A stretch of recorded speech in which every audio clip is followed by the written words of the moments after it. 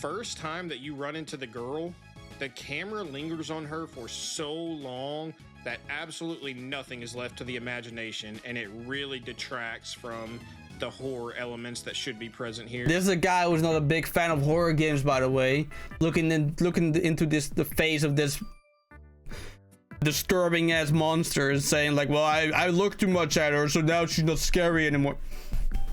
You know what we say in Dutch language? We say convince the cat. Go convince the cat of that. All right? Because nobody believes in your ass. You'll have zombies just burst out of the floor or burst through stationary cabinets and just instantly grab you for cheeky damage that it feels like you couldn't really avoid without just knowing they were there. I disagree. That never happened to me. That's a skill issue, bro.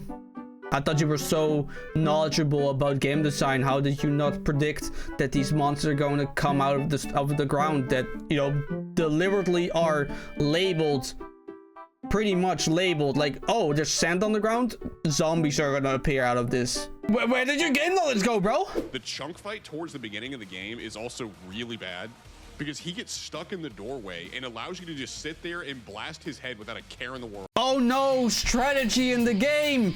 Oh, there was no strategy, but oh my god, the game gives me a strategy that's very straightforward, and I'm still complaining, even though I was complaining that the game doesn't have fucking strategy. Kingdom, welcome back to another video. All right, so I recently beaten Resident Evil 9. Was a fantastic game. I have some criticisms on some small things on the game, but outside of that, it is actually phenomenal. Like, I would recommend every single person who is not afraid of horror games to at least try it, because I thought it was a very good game. Anyway, that's not what this video is about. Since I've been playing this game, I saw this video come up my recommendations, right? And the title intrigued me. Okay, so the title was a good clickbait. It worked. It definitely worked, because this video is called Resident Evil Requiem is painfully mediocre, or mediocre, mediocre. There's multiple ways to say it, right? So anyway, he says it's mid, pretty much, right? So yeah, let's see if you know, let's see his opinions and see if I can rip him a new one, or if I just got clickbaited and he's just, you know, very objectively and fairly criticizing the game. So here we go. Resident Evil Requiem has finally been released, and the shameless glazing for this game is out of control. The usual suspects that get early access to every big title that launches are already controlling the narrative around this game, driving up both sales numbers and engagement. And actually playing the game to completion, and multiple times at that, has made me wonder just how many of these reviewers, as well as regular players they've influenced to purchase the game, have played it for longer than 2 hours. That's a fair point. That's a fair criticism. I do think that people who get review copies, early game access, who aren't like Let's Play channels, for example, to like promote the game, that are like sponsored. Like, I'm not looking at anyone, all right? But like, I've seen Dashy been sponsored for playing this game. I'm not sure if he completed the game or not. I've been watching a lot of people play this game. Markiplier, I've played Dash Games, Corey Star, or Afro Senju did it too, but regardless, it doesn't really matter. But yeah, I think that's a fair criticism. Nothing wrong with that. I'm with them so far. I'm with them so far. Criticizing people who get early review copies that are sponsored. Yeah, you should take all of their opinions with a grain of salt. Absolutely. It's funny you say that, because I get this as anecdotal, but a guy that I work with asked me the other day if I had played it, and when I said yes, he said, dude, it's amazing, right? And I told him that I thought it was mid at best and bad depending on which character you're playing as, and he was absolutely shocked. I asked him how much he'd played, and he told me 45 minutes. Okay, that's a fair criticism. You might be, you know, trying to say like, okay, well, he barely played the game, right? Well, I have proof. Okay, welcome to my Steam page. As you can see, 17 hours. I'll go to achievements for you to show you that I actually beat the game.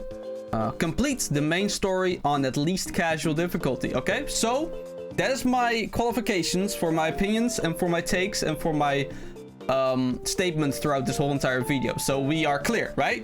I'm not your anomaly, exception, that you know, maybe made up or, you know, actually happened. I don't know. I don't really care, to be honest. I'm not a person that didn't play the game, okay? I completed the game. I have full proof, full entire live stream videos of me playing the entire game from start to finish, okay? That's so typical, dude. People will play a game for 15 minutes, see how good it looks, and like maybe see a reasonable performance and go, holy peak, and then post a positive review on Steam. Okay, well, I mean, I do think that diminishing the amount of hours people play on like their opinion about the game, right? Now, you would argue like, well, the start of a game are supposed to be good, right? They're supposed to be enticing and gripping, and I think Resident Evil Requiem does it incredibly well, actually, because the start is you're like this woman who is, you know, working for the FBI. She's a little bit of a klutz, a little bit of a I don't know, scatterbrain, I would say. Then later we break every single policy in police work ever, which is giving somebody a case that is connected to them in a blood-related way, right? Like she's investigating where her mom died, right? Anyway, doesn't matter. But then we come across like the first zombie, and we see like Grace, the character we play as, is like very weak, very unexperienced, and you know, it drives up the scare factor, right? And then we get, you know, kidnapped by Gideon, and then we switch over to a character we know, right? Or at least if you already played like previous Resident Evil games, you know Leon Kennedy, right? And his gameplay is completely different. His gameplay, you are not the victim. The zombies are the victim, right? Like, you victimize instead of being the victim, instead of when compared to Grace. And I think that is like the first. Let's see. Hold on. I mean, I can just look at my. I can just look at my live stream, see how far I got, or how long it took for me to get to that point. Let's see. All right, we're Grace, 30 minutes in, and we're 40-ish minutes in, and we're already at Leon's. So I would say you have a fundamental idea of how the game works after 45 minutes in this game, right? And I took a while. I took it I took my time to explore and walk around and read stuff. So the average player would probably not do that. So you would probably be here in like half an hour. You would be in Leon's specific area or play style within like half an hour. You kind of already can guess how the game is going to function. You kind of can already know how the game is going to feel. You kind of already have an idea of how the game is gonna be for you, right? If you have any like annoyances or any things that pull you in, considering this game's gameplay, characters, art style, horror, you know, maybe you were like, well, maybe I'm not as maybe I'm not as big bald as I thought I was. I'm scared as I'm stopping, right? That's totally fine. Going back to this argument, like, okay, well, half an hour or 45 minutes not enough to fully understand the game, and I agree. I think you need more time to fully experience what the game has to offer than that. However, I do think you can make a pretty okay statement or opinion on the game already, right? Because if you don't like it in the first hour, I would say, you're probably not gonna continue playing. Like, if I'm watching a TV show and I've watched 3 episodes, for example, right? That's like 1 hour and a half, 45 minutes or something. And I'm like, well, it's been a struggle going through the episodes. I'm gonna stop watching, you know, like it's not a bad opinion to have, to like say, well, after 45 minutes I love it, it's great. I don't think that's bad. I forgot to put on my green screen, I just realized. Hold on. Anyway, where was I? Oh yeah. So I don't think this is a very good criticism or opinion to have. Well, and I mockingly told him that there's no way he could have spent more than 5 minutes doing anything but holding forward to walk But as you kind of called there without even knowing, he told me that the graphics and cutscenes were why he loved it so much. And that's totally his prerogative. If he wants to look at a game that looks good and has fancy cutscenes, and that is what gives him the joy of playing a game, I don't see what the issue is about. I think you're a little bit too purist for my taste. That's what I've gathered so far, and I'm only 1 minute and 16 seconds in. So, but on your standards, I can possibly understand what kind of person you are, right? Right? Because I haven't played your game for an hour.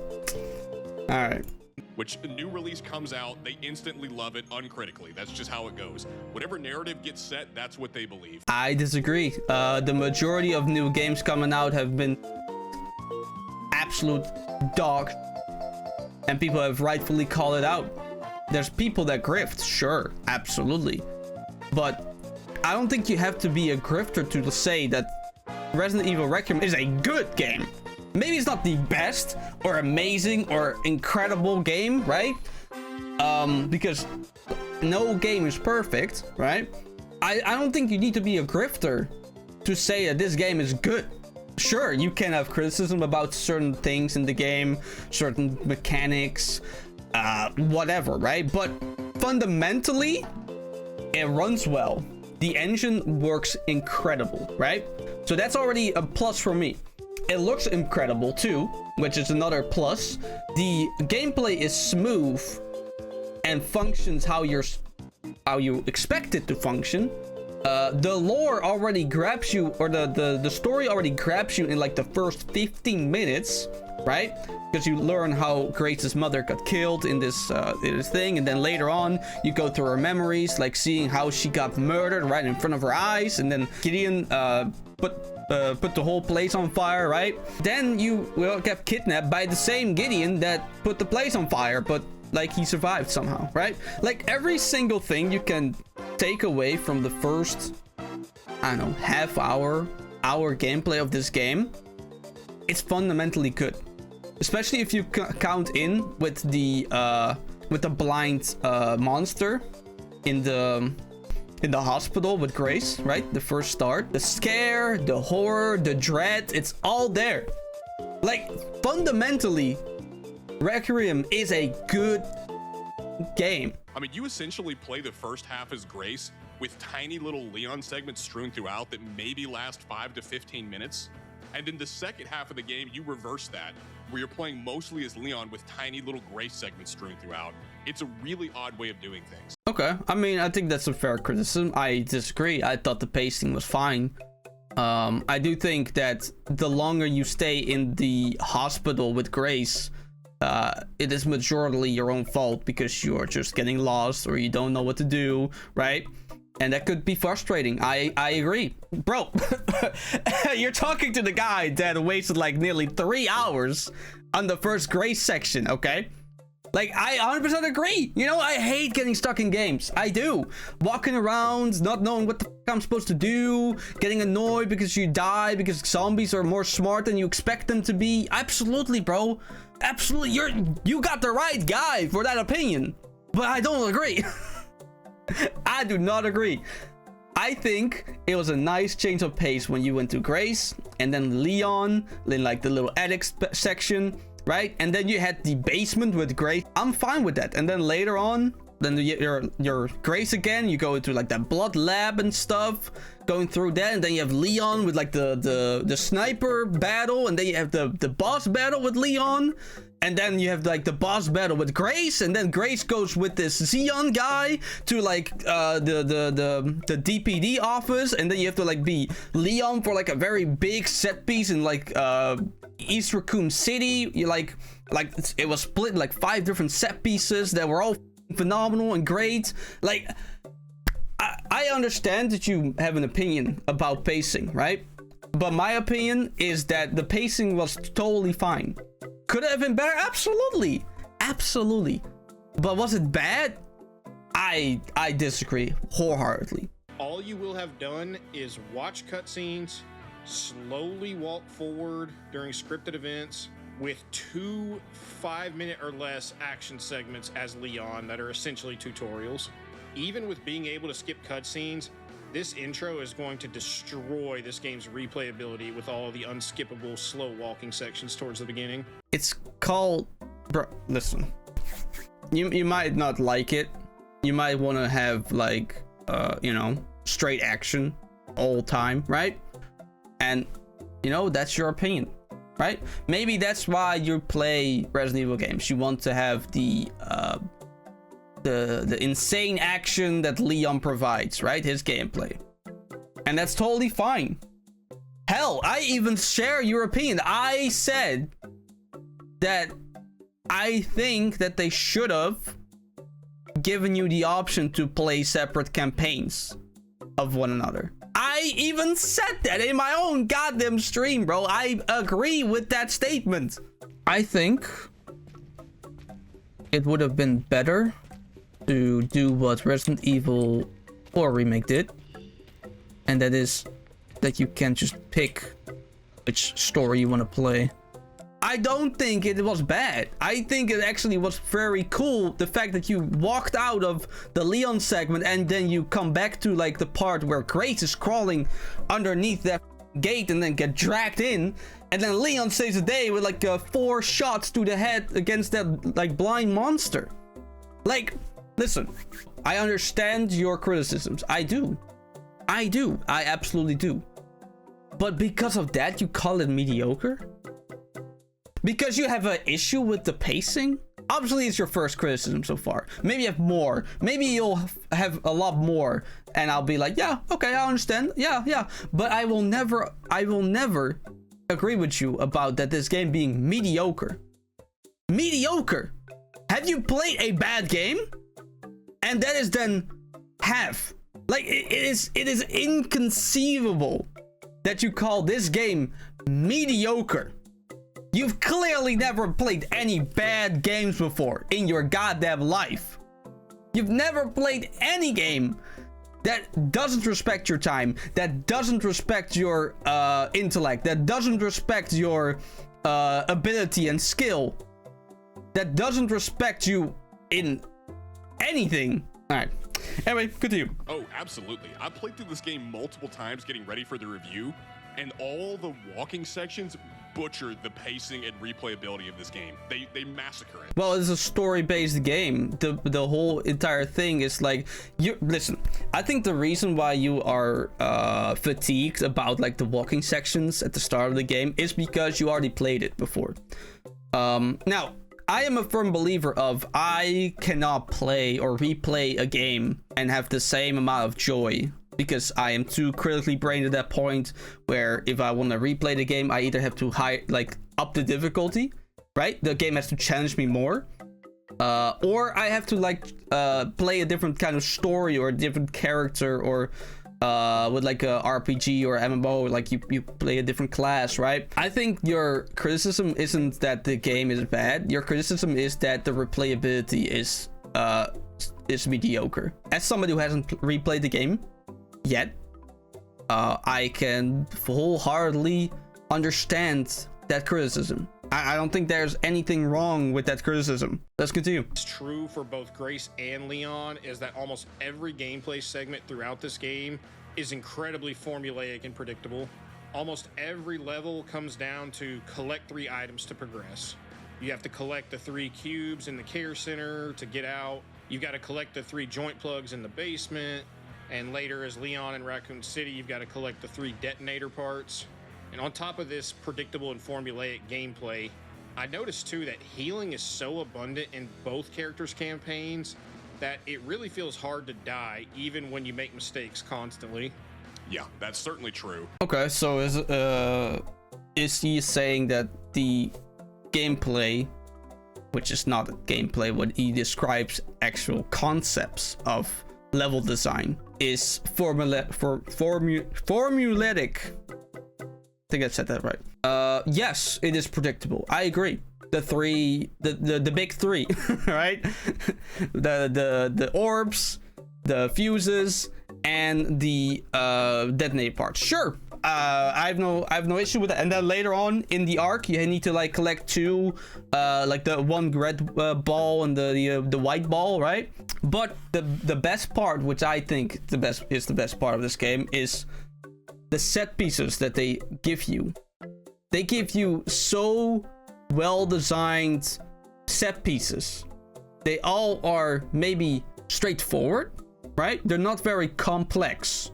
But the way they emulate it and the way they bring you to the different area that you need to go to, outside of like little ladders you need to shoot down to get to the chainsaw part, like all of them seemingly like fuse into each other, right? Like you begin at like the storage facility, right, with all those sand zombies where you first encounter them for the first time. Then you like climb up, then you have to like shoot something down, and then you like proceed to the roof, right? From the roof you directly go down, right, with like the elevator, and then you walk into the next set piece, right, which is like you have to climb this building, and then later on you like go down into like the garage. I think it all very smoothly, seamlessly flows into each other.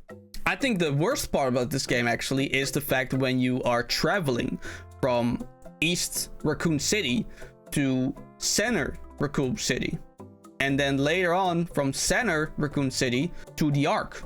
I think those sections, even though the motorcycle set piece was good, I thought it was the worst part about the game.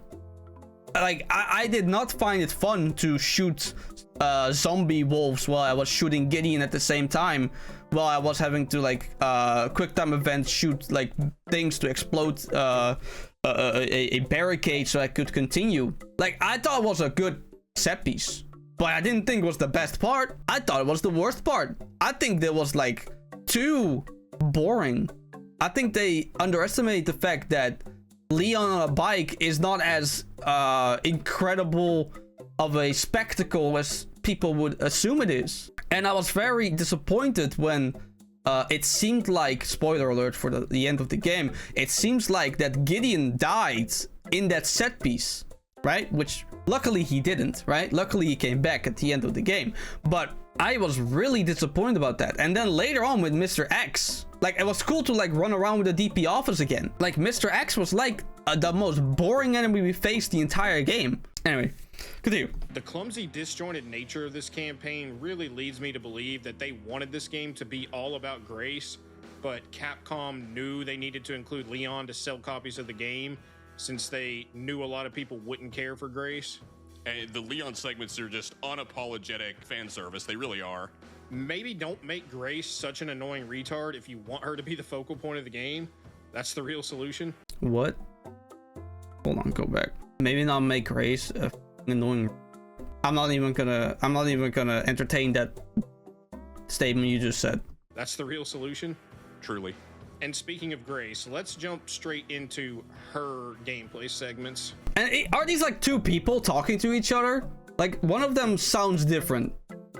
Are these like two people? Type 2 Productions. Okay, I'm assuming this is like two people. I would argue that it would have been a cooler concept of this video if there was like one person that like critiqued the video and the other person that you know, praised the video, and then later on they come to like an agreement, like, you know, some kind of symbolism kind of thing, instead of just stroking each other off every single time, like, yeah, I think this is bad, and the other kind of, oh yeah, bro, yeah, you're totally right, bro, oh my god, yeah, Grace a retard, oh. The first major Grace segment in the game is the Care Center, and honestly, I think this is the best Grace segment, although in fairness, she had a lot of segments that I really didn't care for.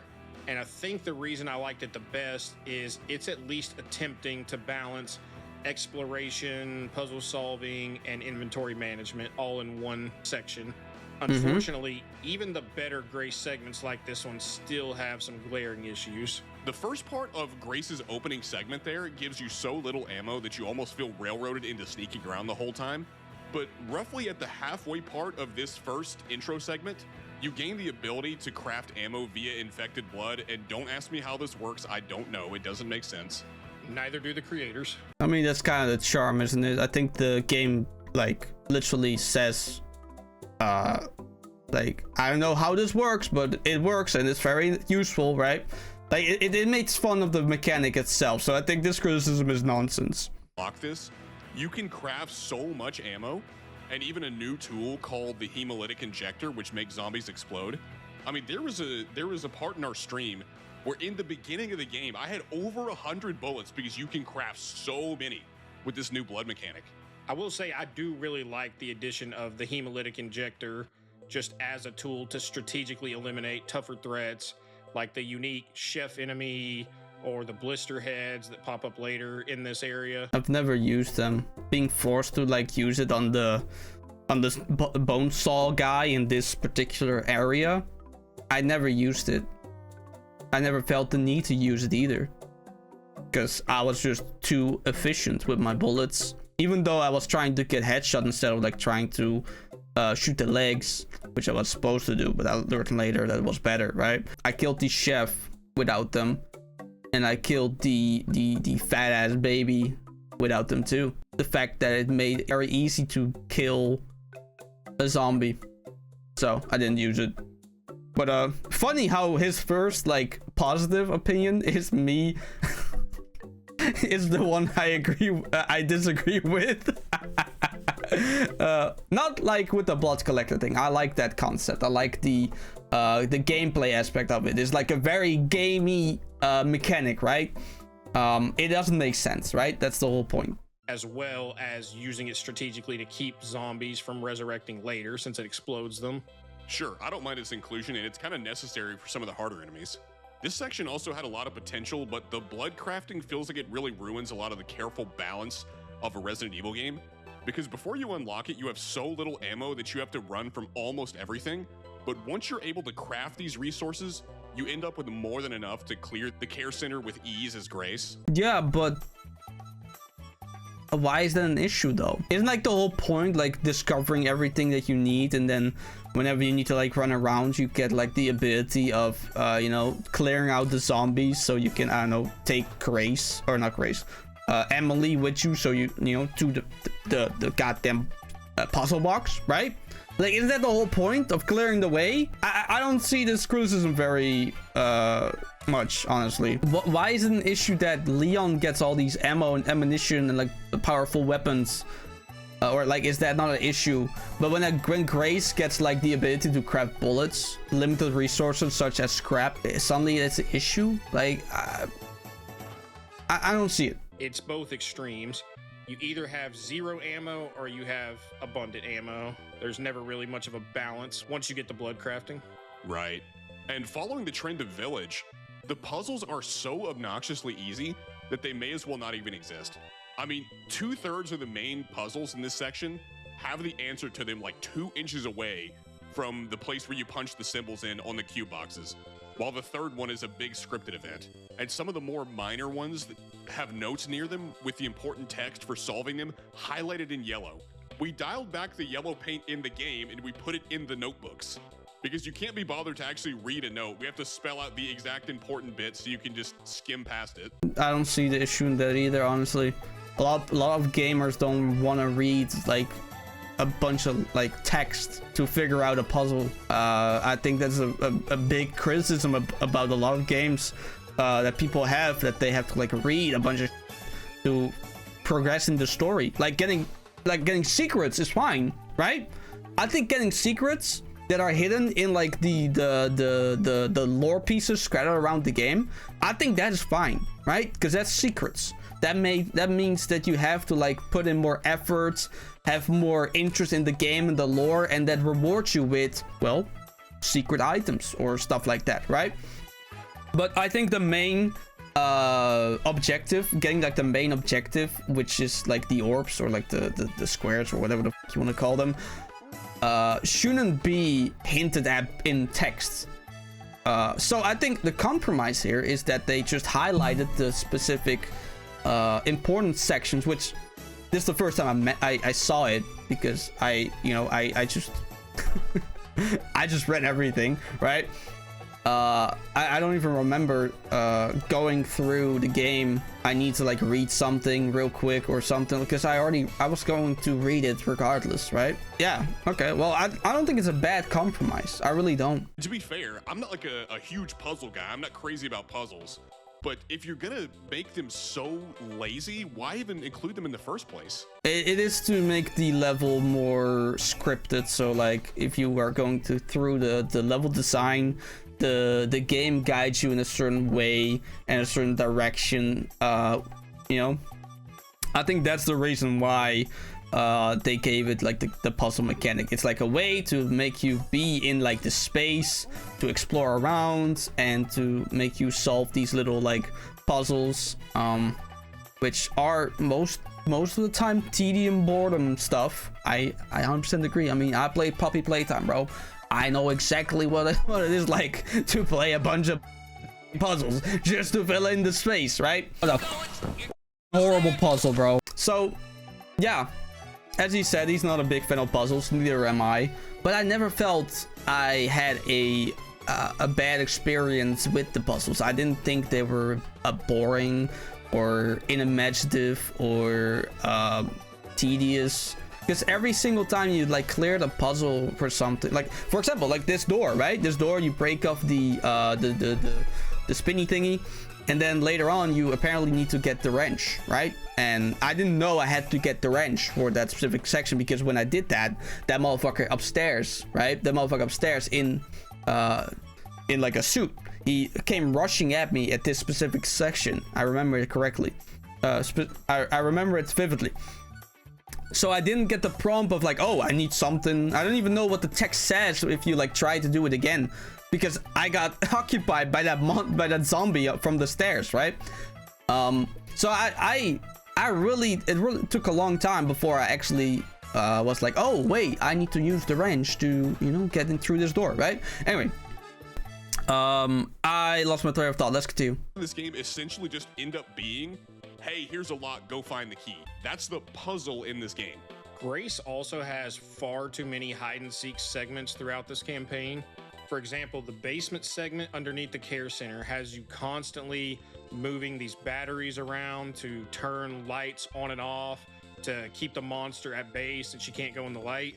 But as you move to the next section in the area, you'll need to take the battery with you, at which point the lights will go out and the monster will start to cut off your path, forcing you to either just sit and wait for it to go away. That's dread. That's the whole point of the game. It's a horror game. They artificially make you scared of situations by forcing you to do actions that make you uncomfortable. What? That is horror game. That's the whole point. You're playing this goddamn game. This is not an action RPG, bruh. It's a horror game. No matter how little you think it's scary, right? I didn't think it was much scary either. Some sections were, don't get me wrong. But the majority of the time, I wasn't really scared because I am used to playing horror games. I am not very scared of horror games. But like, that's the whole point of a horror game. What? Oh, okay. Anyway. Around. Now, if they did this sparingly, it'd probably be okay, but it happens so often that it's far too predictable to have the intended effect of horror. Right. The problem with you is that you're too experienced in playing games, which makes it more tedious and boring because you can predict whatever the outcome is going to be before it even happens. And that is not the game's fault. Unfortunately, the side effect of being a gamer makes you more knowledgeable about games, how games operate, how games will try to scare you, especially in like horror genre, right? Like every like single trope, you pretty much know all of it because they're never gonna innovate new stuff or like can even innovate new stuff because pretty much everything in horror games have ever been done, right? Like there's nothing new they can add to make some like new horror shock element in like the horror game franchise, right? I think the double-edged sword here is that you're describing is your opinion or like your perspective of, well, I already played this game before, right? Which is fair. It's fair that you can see and you can express that opinion about it, but that's I'm just gonna say it. That's a you issue, bro. If you can't find the joy of the scare factor, or like the attempt of scaring or horror in this game, that's entirely a you issue. It is. And I know, I understand. This is a very, very hard thing to, you know, to accept, right? That pill is hard to swallow. But this is 100% your issue, bro. Because the majority of people that play this game who are not veteran gamers, right? Which most games are made for the casuals, okay? Just, you know, they're not like you and me, right? I'm assuming you're, you know, a very experienced gamer. Otherwise, you wouldn't like make criticism videos and like, you know, stating your opinions as like facts. Well, no, that's unfair. I don't think they have said anything like opinion based as facts. I retract that statement. But yeah, this is 100% a you issue, bro. How formulaic it is. It's hard to be scared or feel any level of tension whenever I know exactly when the monster will be coming for me. Yeah, and later in the water treatment plant, there's a little bit of a twist on this where you need to go around and pull these 3 levers to open up the roof and shine light down on the monster.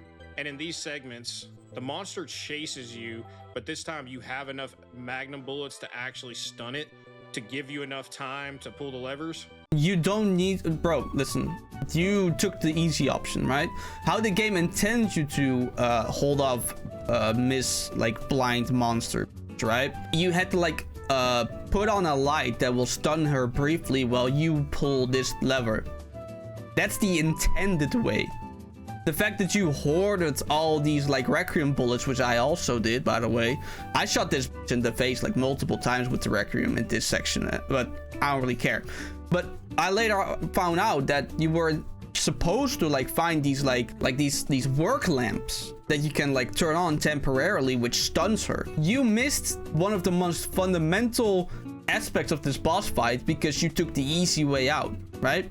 Now, I'm going to be fair here. I think they could have done something to prepare you for this new mechanic, right? Like random lights that suddenly stun her that are like somewhere, just placed somewhere. I never seen these motherfucking lights through my whole entire playthrough. I even looked back in my recording. I tried to find these lights. I never saw a prompt ever in the entire thing to turn on the light. So I do gotta say, I gotta criticize the game design for that. The fact that you know, those lights are just not a very prominent thing that they show you. Now, I also want to like say it is probably because the most people are just gonna play on casual, right? And they will have bullets and it will stun, and one Requiem headshot will, you know, stun her for a little bit, right? But in Insanity mode, you need 3 bullets to stun her completely, right?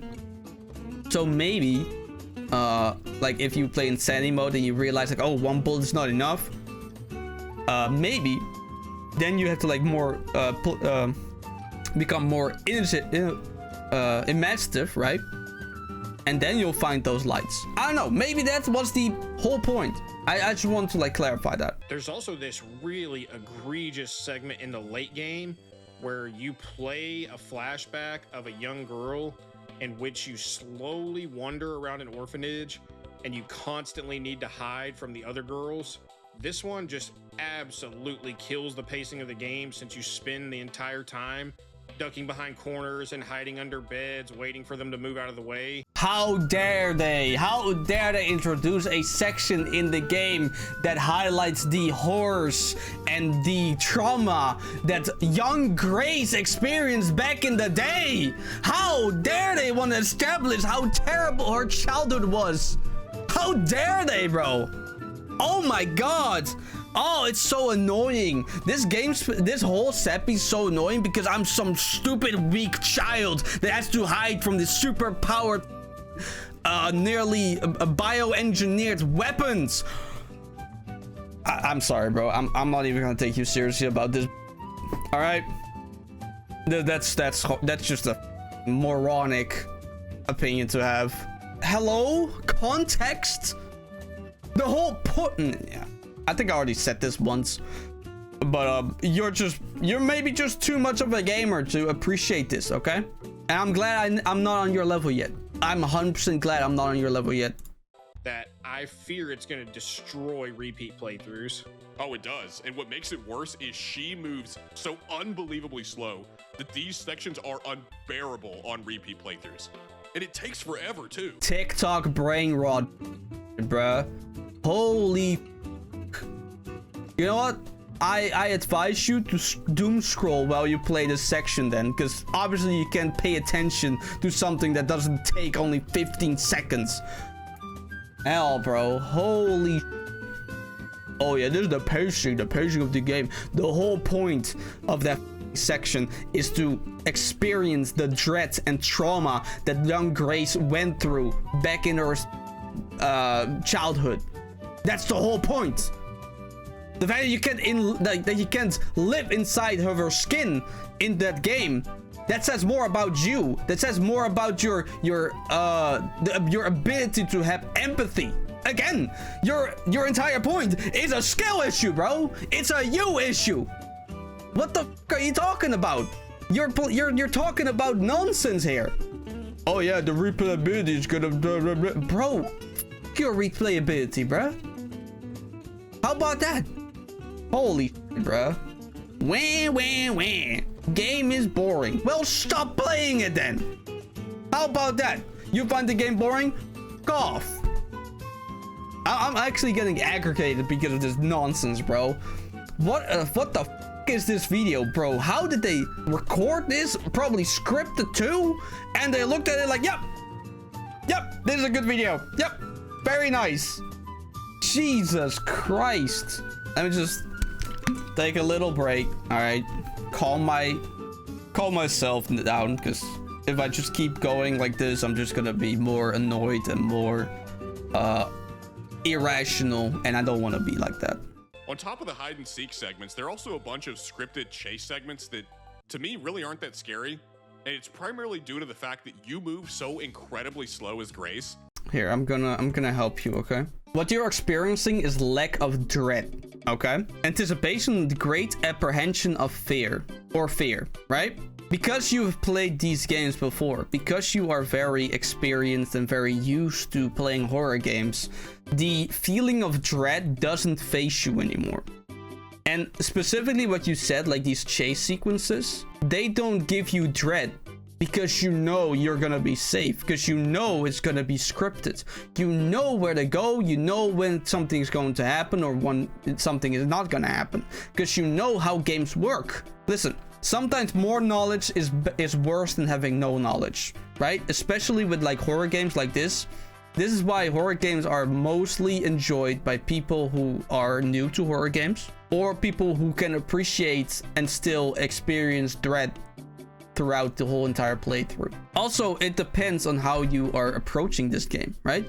Are you approaching this game like I'm going to be playing this game and it's not gonna be scary at all, and I'm gonna rush through it, and you know, I just want to go through it because I have to, right? If that's your mindset, you're not gonna experience the dread, you're not gonna experience the joy of this game whatsoever. But if your mindset is I'm going to just go with the flow, not be against trying to feel scared, because feeling scared is a thing too, by the way. You can control fear, but sometimes you can also allow fear to control you, right? You can allow a game like this to make you more scared than you have to be by ignoring your knowledge about how horror games function, right? And I was with you right here, okay? I was very much like, oh, okay. Especially whenever I was with that in that room where it moved that cart, right? I was like, okay, well, she's not gonna kill me here because I can't go anywhere. I had the knowledge of game design, like, well, I mean, I'll be safe here, right? And then when I tried to walk past her, she bit my head off, right? And then I died because I already had a understanding of like, well, I can't go anywhere else, so what else am I gonna do, right? That made it less scary because I knew. I don't know if this all makes sense. I tend to ramble and yap a little bit and then lose my train of thought or my point sometimes. I hope it all makes sense what I just said. The that there really doesn't feel like there's much of a chance for tension. That's my issue with these chase scenes. You move so slow that I cannot be scared. Because realistically, the monster should have caught me 10 minutes ago. I am going to agree on this statement. I did say this as well. I've said like, oh, Gray is very slow. The monster's even slower. I criticized Grace of not being able to like sprint, only walk in a brisk pace. Yeah, okay. I've nothing negative to say about that statement. The scripted chase sequence later in the care center with Chunk is also laughably bad, as there's a safe room genuinely 2 inches away from where it starts, and he moves about as fast as you'd expect. You've got an immediate safe haven the second the chase starts. Where is the tension? I guess it's in the jump scare, I suppose. But then you look at him and it's like, what is this? Like, he's just a fat guy. He's just a fat guy with bug eyes. That's what he is. Yeah, I'm going back to the whole point about you are just unable to feel dread, and that's why you are not enjoying this game as much as other people will be. That's the only explanation, bro. You don't feel dread while playing a horror game. Well, that is half the fun of the game. Sorry to hate to break it to you. That's half the fun of the game. Being scared. It is what it is, man. Although I do want to say, like, that the fact that this, I didn't even know that, by the way, that this part is a safe section. Bad. I agree. Yep, I 100% agree. I don't think this should be a good safe point. It's way too close to the place where you encounter him. I think you should have been forced to walk all the way back down, encounter more zombies, and like flee into like one of the rooms there. I agree. I think now that I see that this is a thing, I didn't before because I killed this guy. I think in the room he came from. Like, I got chased by him and then like walked up the stairs. I don't remember how exactly, but I think I count him with like close to the level 3 security door, and then I walked up the stairs while shooting him in the face over and over again, and then eventually I got like blocked into this like room with like these lockers, right? And then I killed him literally right there in that room. So yeah, I agree. I'm not going to disagree on the fact that this room is right here where you're safe is good to game design. I disagree. Yeah, I disagree. Or I agree, I mean. Grace, I really struggled to find a lot of it scary. And this should have been so easy to scare both of us because neither of us are big horror fans. Okay, so this whole entire time you are explaining to me that you don't feel dread, right? That you don't find things scary because you understand games. Like, you are very knowledgeable about how scripted events work in horror games, but you're both not big horror fans. Sure, bro. Yep. And I'm black. Get out of here. I know y'all don't know this about me, but Chimpo, you know I am very easily scared by horror games and movies. And now he's gonna jerk him off saying, yeah, bro, that's totally correct. Yeah.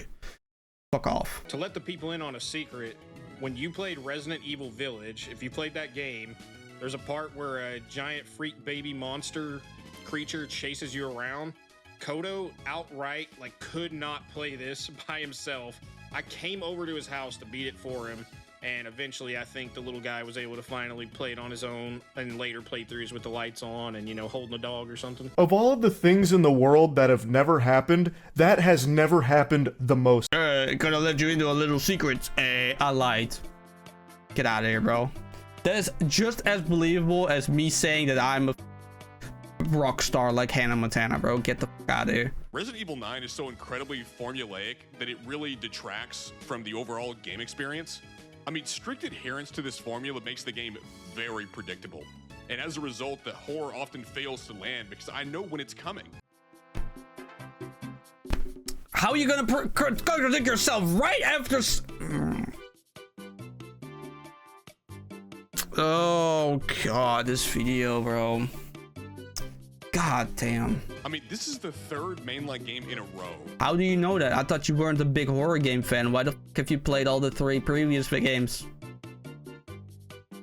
Whoa. Hold on. Yeah, how about you explain that? Not a big horror fan, but you play horror games. Right. Right. Right. Yeah. That's very believable, bro. Good horror should cause some stress to build up in your mind at the thought of what might be around that corner or what's in the other room when you hear those noises. You can't just clumsily toss monsters on screen at every available opportunity and still expect us to be scared. Well, it is a horror game where the game gives you the opportunity to fight back. So what you're describing now is a survival horror game, or it's not a survival horror game. It is a horror game where you're helpless, like for example Outlast, right? And the whole point of games such as Outlast is the fact that you're helpless and you have to run away and hide, right? That's where the dread comes from. That's where the scare factor is predominantly coming from. But you're playing a survival horror game where you have the ability to be well, to be as powerful as you want to be, because if you just, you know, go through specific rooms without being very scared about anything, and like being very tactful and very efficient in your bullets and stuff like that, yeah, you'll be very easily or then you'll not be easily scared of this game. Absolutely, because you're very powerful. Like the enemies or the monsters you encounter are not very scary because, well, you can fight back, right? And this goes back to your previous not disagreements previous criticism about like the game give you too much bullets. And I'm not gonna lie, I think that is not a bad criticism, but I do think that that's also a bit of a point of this game. Like the further you progress into the game, the less scary it becomes because Grace becomes more competent. It's like a little bit of a how you say it, a little bit of a character development moment. Like for example, I think start of the game Grace would never be able to like go through this place right here. She progressed through the story thus far, making her a little bit more resilient to fear and, you know, be very driven by her protective feelings towards Emily, right? Because she jumped in this hole because of Emily. I think it's a good way to tell the player like, yo, Grace started as a very scared little girl, right? But the more bullets you get, the more confident she becomes, and, you know, and eventually escapes this basement section with Emily on her shoulder, right? I think the whole too much bullets is maybe an issue, but I don't think it is too much of an issue, because somebody who's actually scared of horror games, they don't care about having too many bullets because it's still scary to them. Also, the fact that they're scared makes them more irrational, so it makes them lose more bullets because they are sporadically like firing their gun, right? Like they don't play like we play.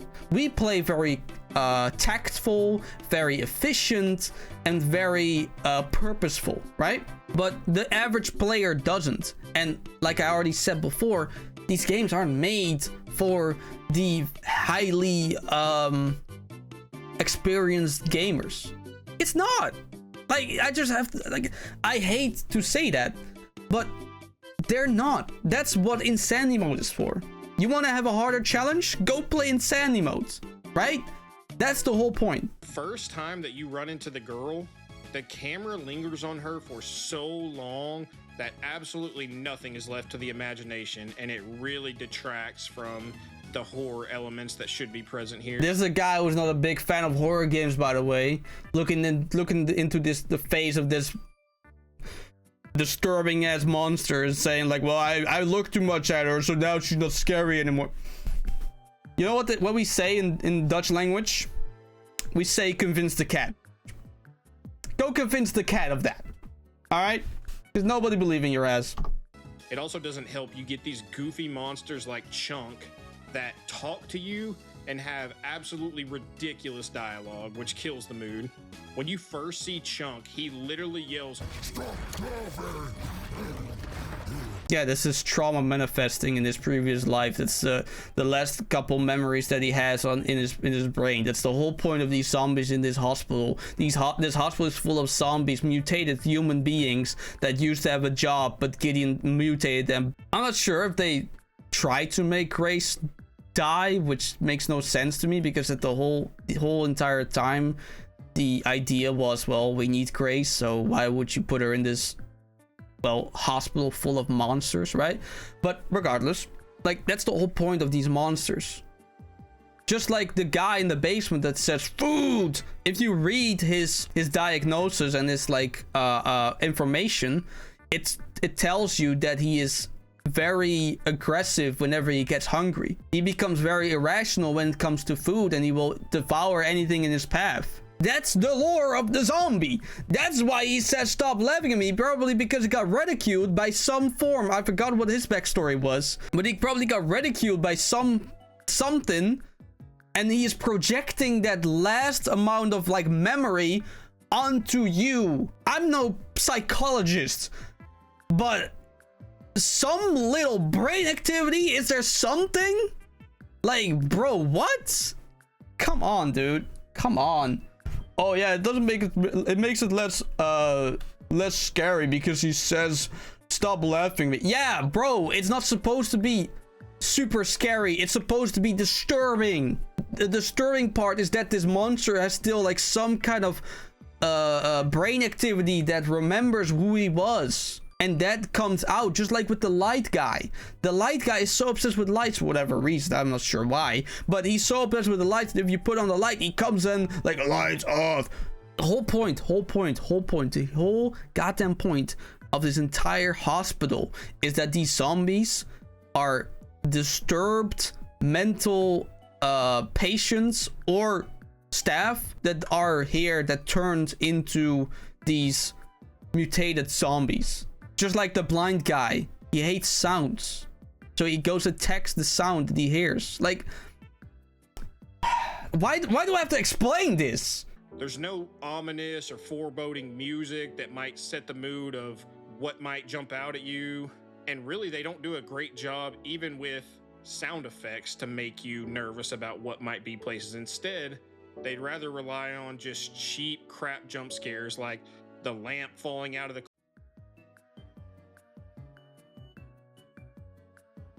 that jump scare is there to give you a false sense of security. For somebody who says they're knowledgeable at horror games, this guy, by the way, not the other guy, they're hard to differentiate, right? Because they sound pretty similar to each other. And another criticism about this video, by the way, I think they could have made it more apparent who the fuck's talking, because these motherfuckers sound the same. But regardless, like, that's the whole point. Like, they give you a false sense of security. Like, oh, it's just a lamp, but next time it's a body. But yeah, anyway. Or the body falling out as you open a door. Yeah, that's the part of the rhythm of the scares. The fact that you were jump scared by a lamp gives you a false sense of security. Oh, just a lamp. And then the next time, the body pops up. Whatever.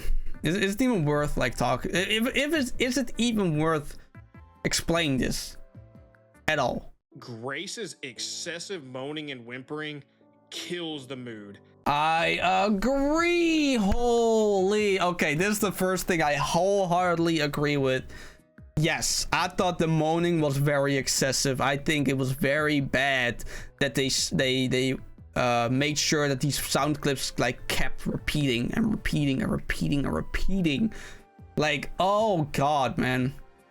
It's like the game wants you to like be full health at all times. Like, sometimes I just use the healing just because she shut the fuck up.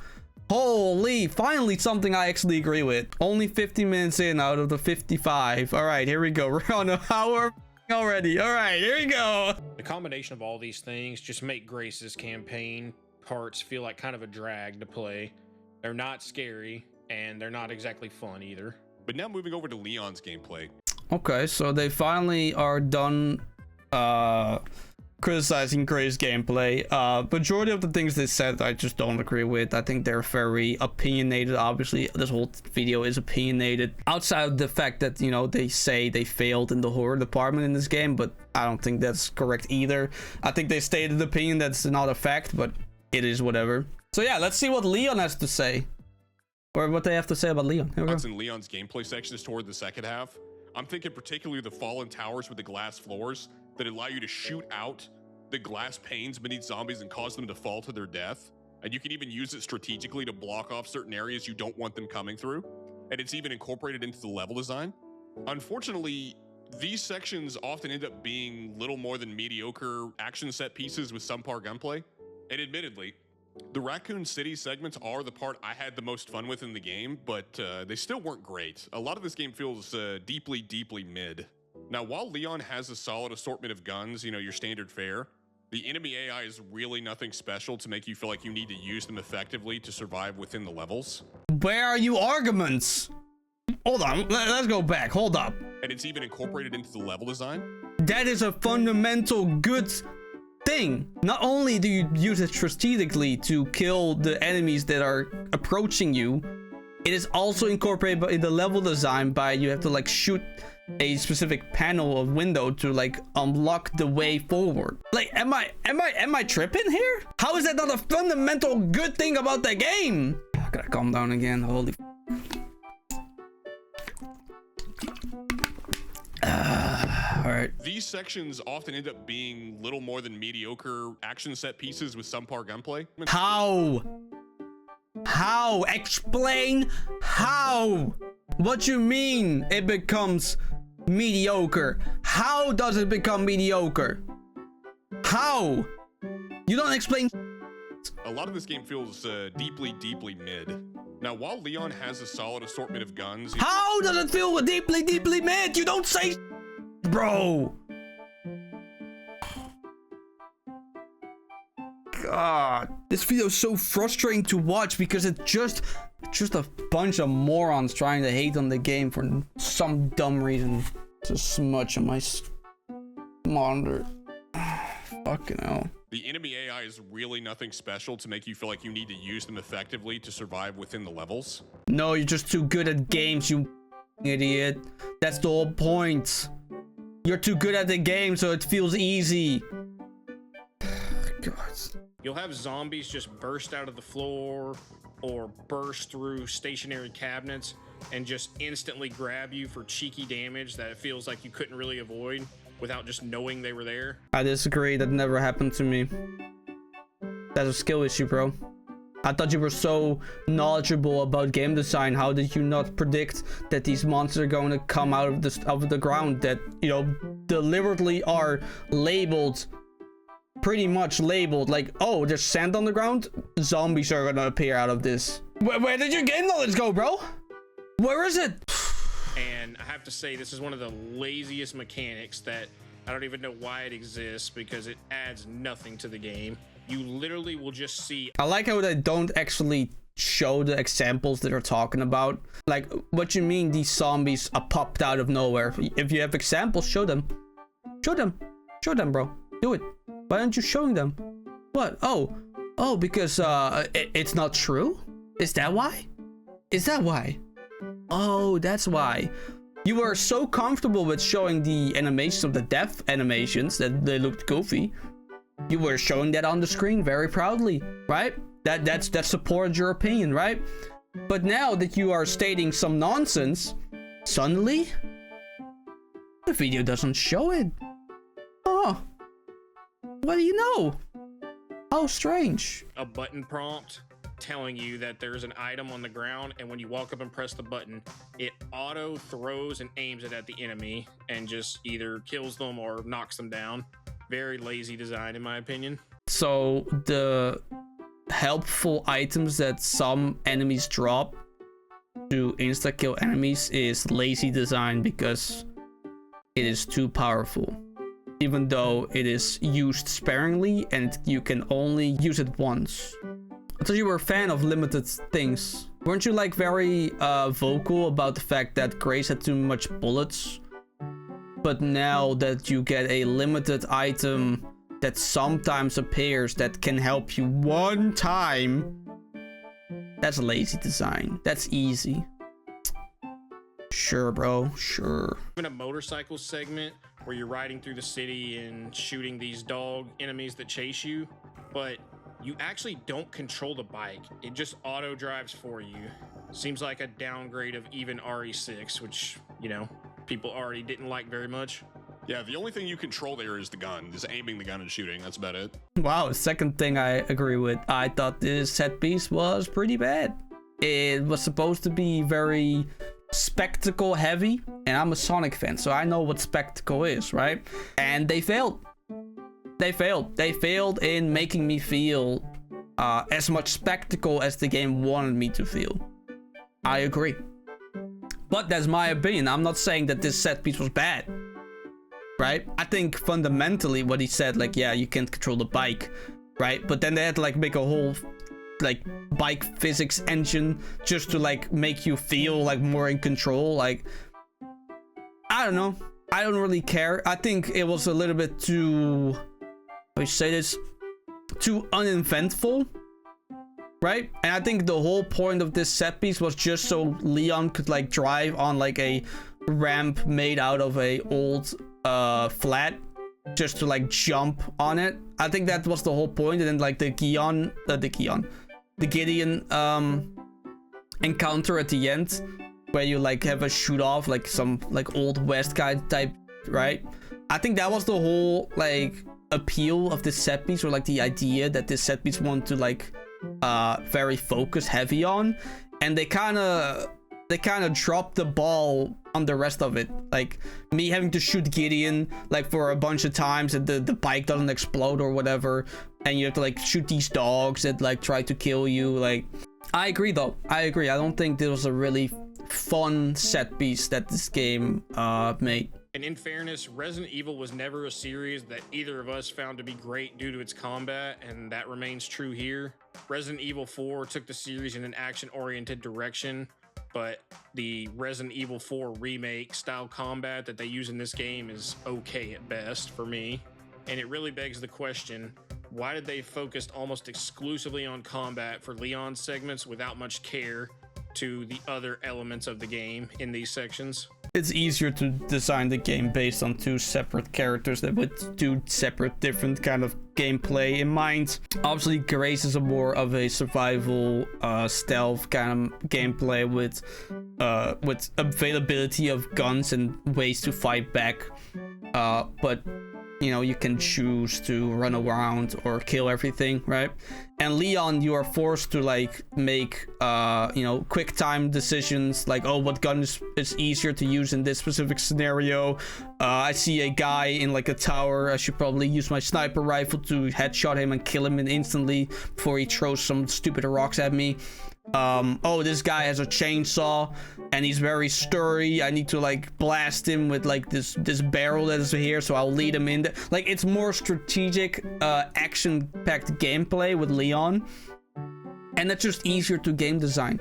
Like, it is very easy to have like two different boxes than one box that has to like combine both the gameplays very seamlessly, and that's just very difficult, and they decided that that was not worth it to well, to put time into, and I think it panned out pretty good. I'm not gonna lie. RE9 is quite literally parry slop. I mean, the ability to parry in this game breaks it in half.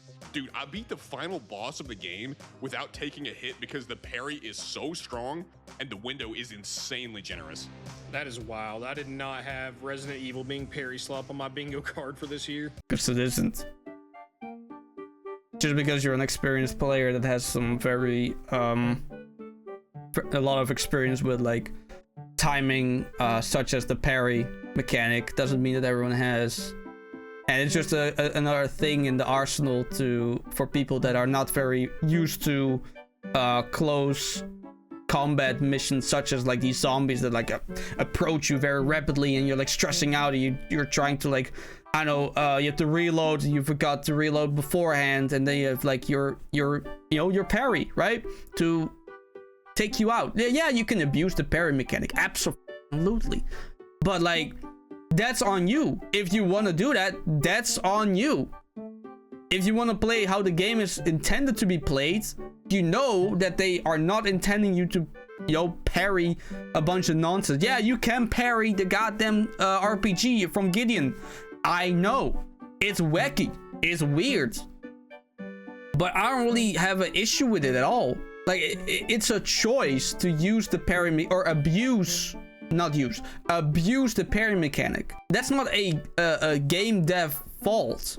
That just gives you like different ways of playing the game. Like, for example, a game such as Elden Ring is all about that, right? You can abuse and abuse a bunch of like spells and like power-ups to like one-shot enemies, and you can do that, right? But you can also play it in a different way, how the game was probably intended to be played, right?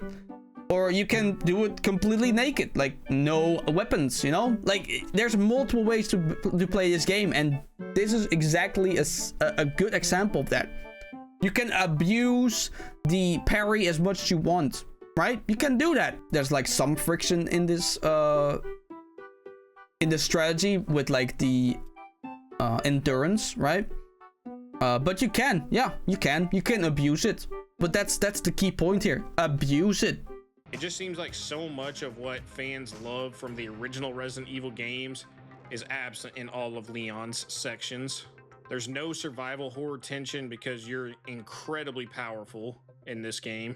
At one point later in the game, you fight 6 lickers at once as Leon, but you can just wreck them with ease. Yeah, but look how you're strategically positioning yourself to make this an easier fight than it actually is. Like, you're talking about, oh, you don't need to strategically, like, position yourself here to, like, defeat zombies. Look what you're doing, bro. You're abusing your whole strategy here. You're not in the room there, getting surrounded. No.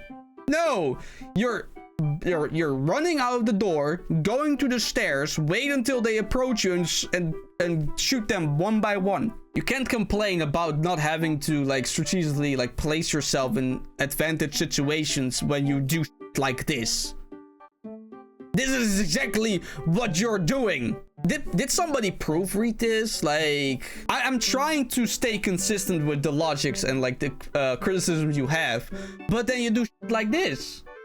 Like, you can complain that the game is easy when your first complaint like a couple minutes before this was that you don't have to position yourself to be in a advantage situation. Meanwhile, look at this. But when you do it, it's like, oh well, it's easy. Oh, it's so easy. Yeah, because you're doing the exact same thing that you criticize the game of having not having. Gotta calm down again. But you see what I mean, right? Like, this whole video is full of hypocrisy. Stay consistent with your points. Stay consistent with your opinions. It is so jarring. Absolute jarring to listen to. Leon's base inventory is so massive that I don't think either of us ever needed to really make a decision on what to keep or what to throw away. Never. I would just combine it and turn it into something, and then I'm good.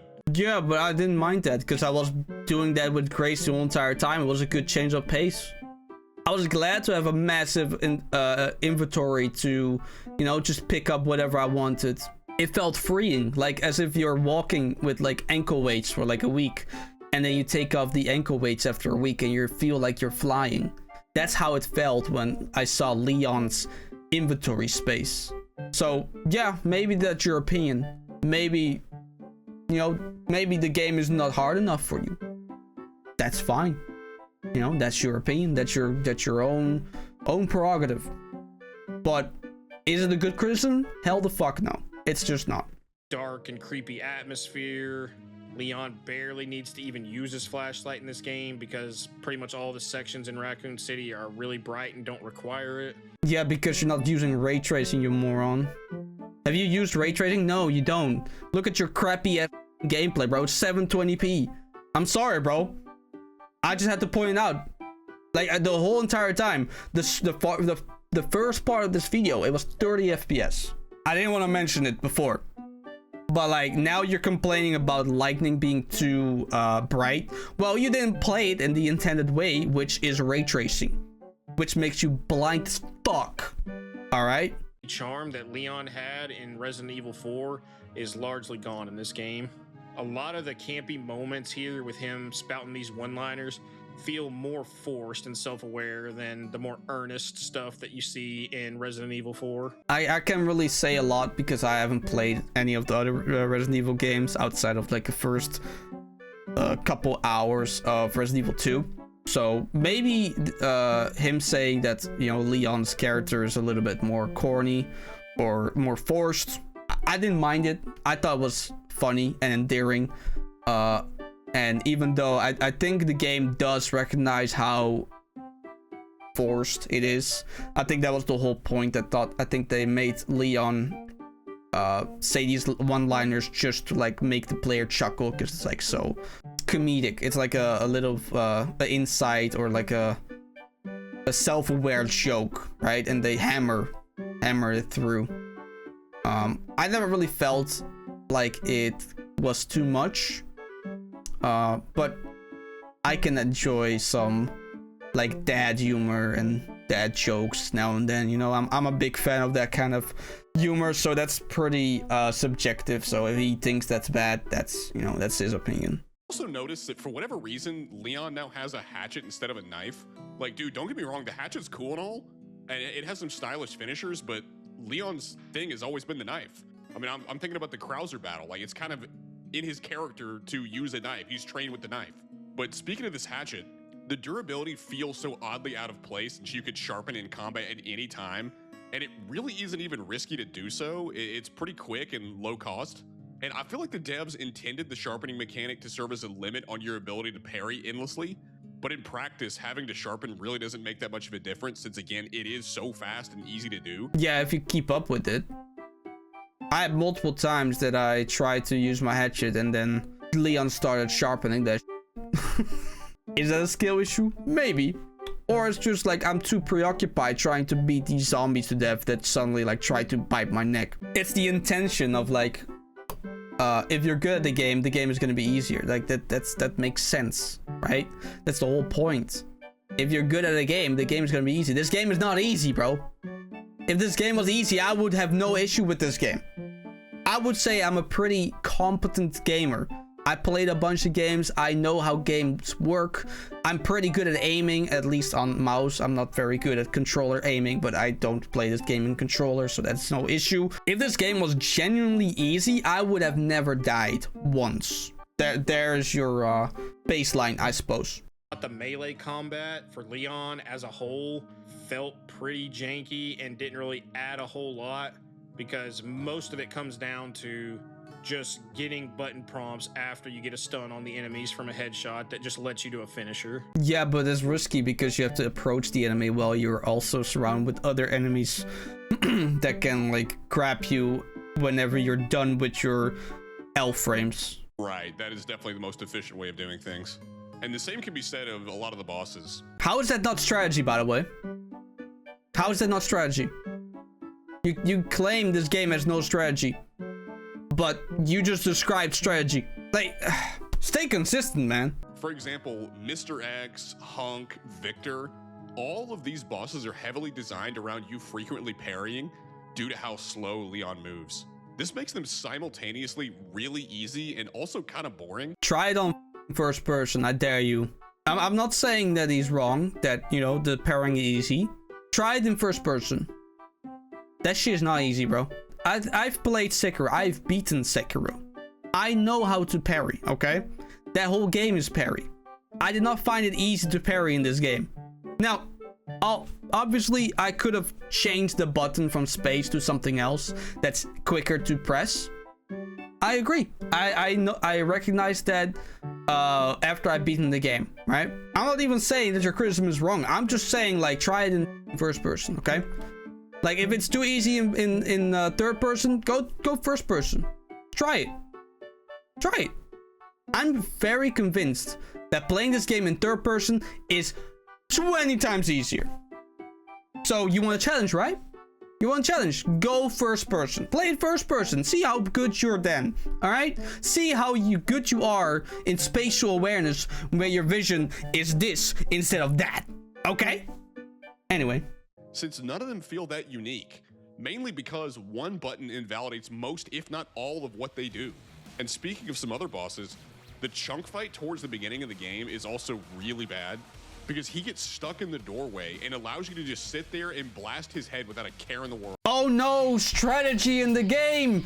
Oh, there was no strategy, but oh my god, the game gives me a strategy that's very straightforward, and I'm still complaining, even though I was complaining that the game doesn't have fucking strategy. Gotta calm down again.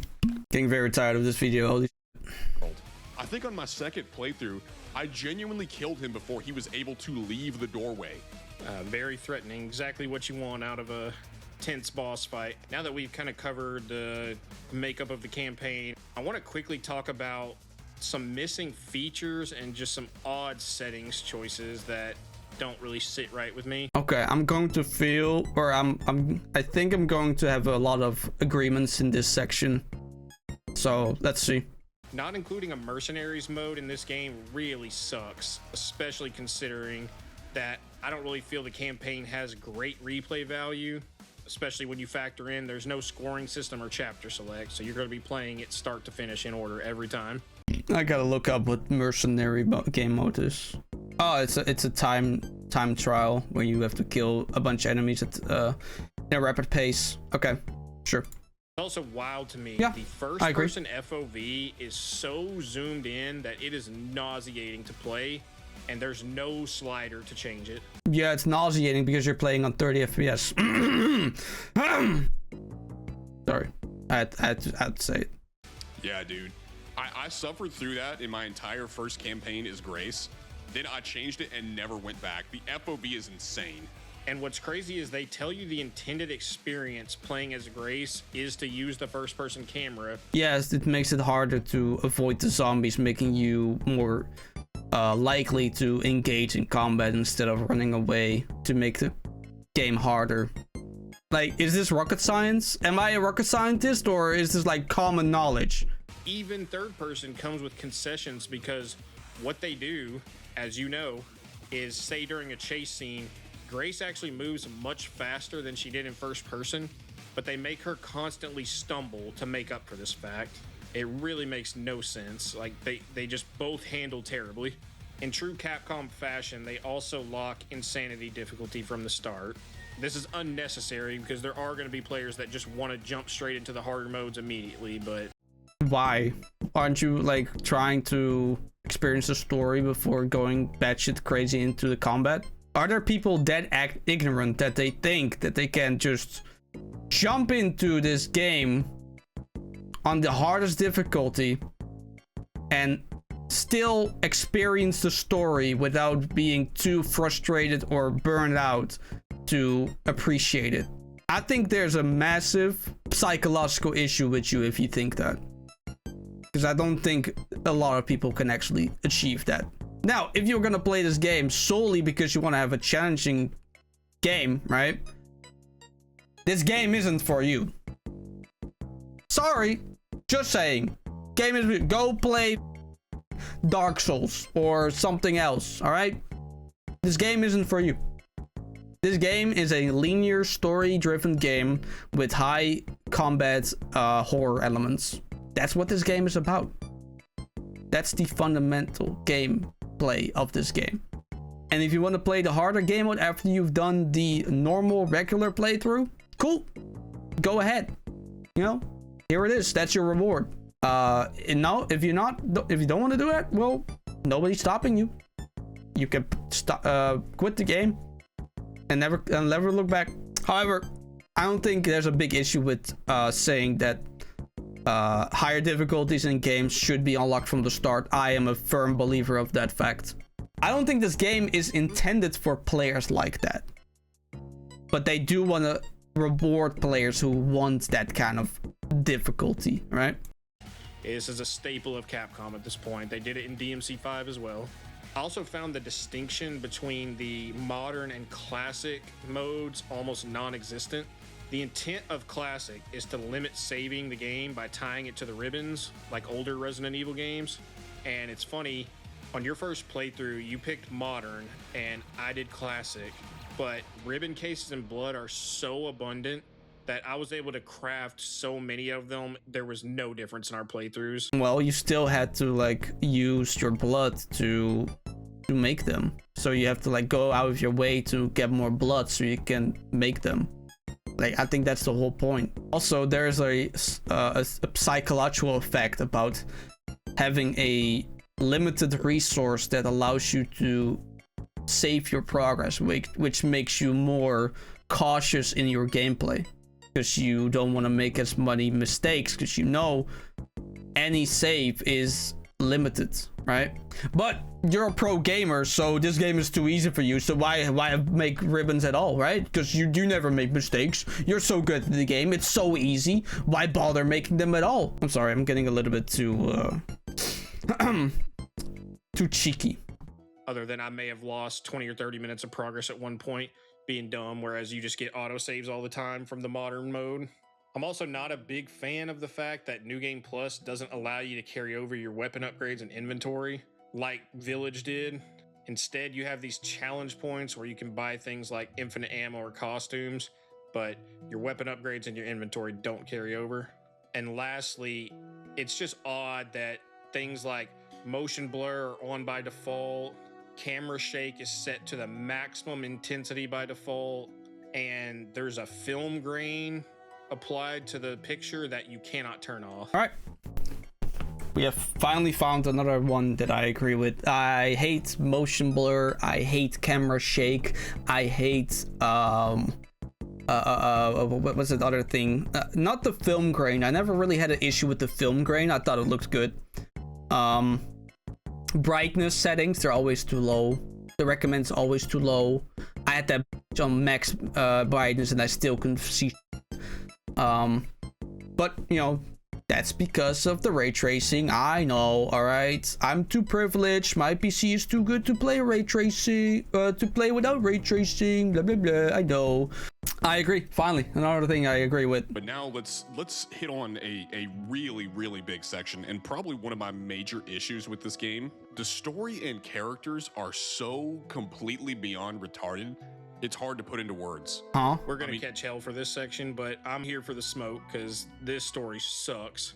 It's bad. Every time you answer a question, you don't actually get an answer. You get more questions, and the deeper you go, the worse it gets. I mean, this is Death Stranding 2 levels of retarded. We're introduced to Grace by the game showing us that she's an FBI agent who also serves as a tech analyst. Yeah. And her director sends her to the Renwood Hotel to investigate a string of strange murders. Mm-hmm. And this guy is aware that 8 years ago, Grace's mother was murdered right in front of her at this very hotel, and he opts to send her there.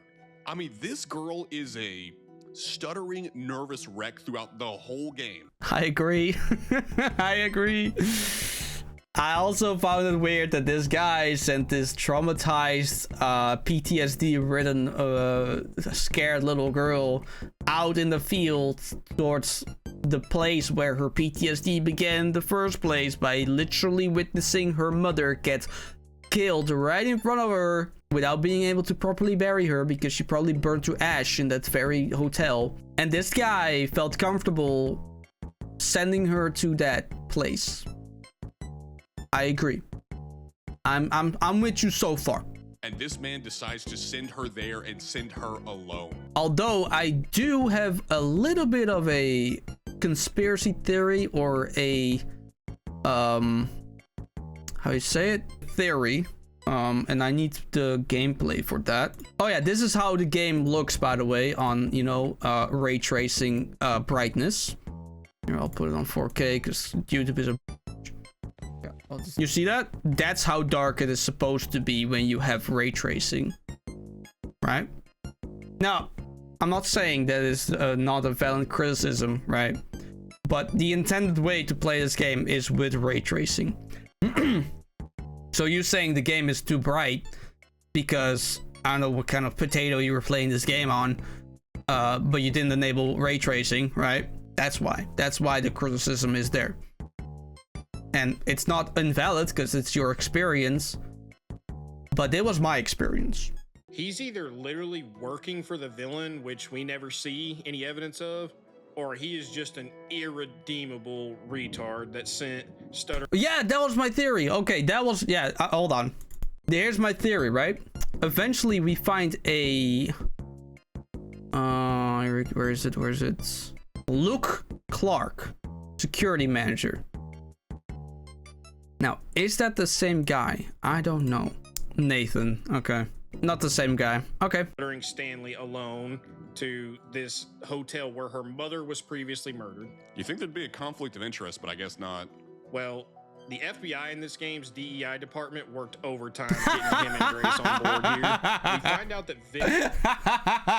Yo, that's a fact.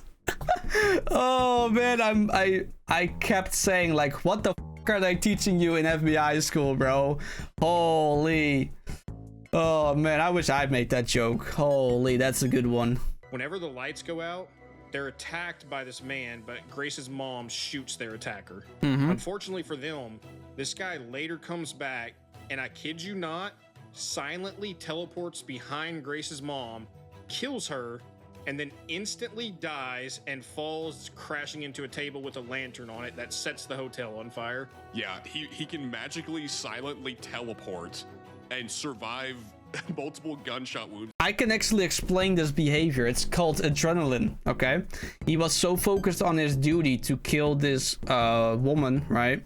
And eventually he succeeded in the first section of the mission where, you know, killing her was one of the objectives, and then, you know, kidnapping Grace or taking Grace with him.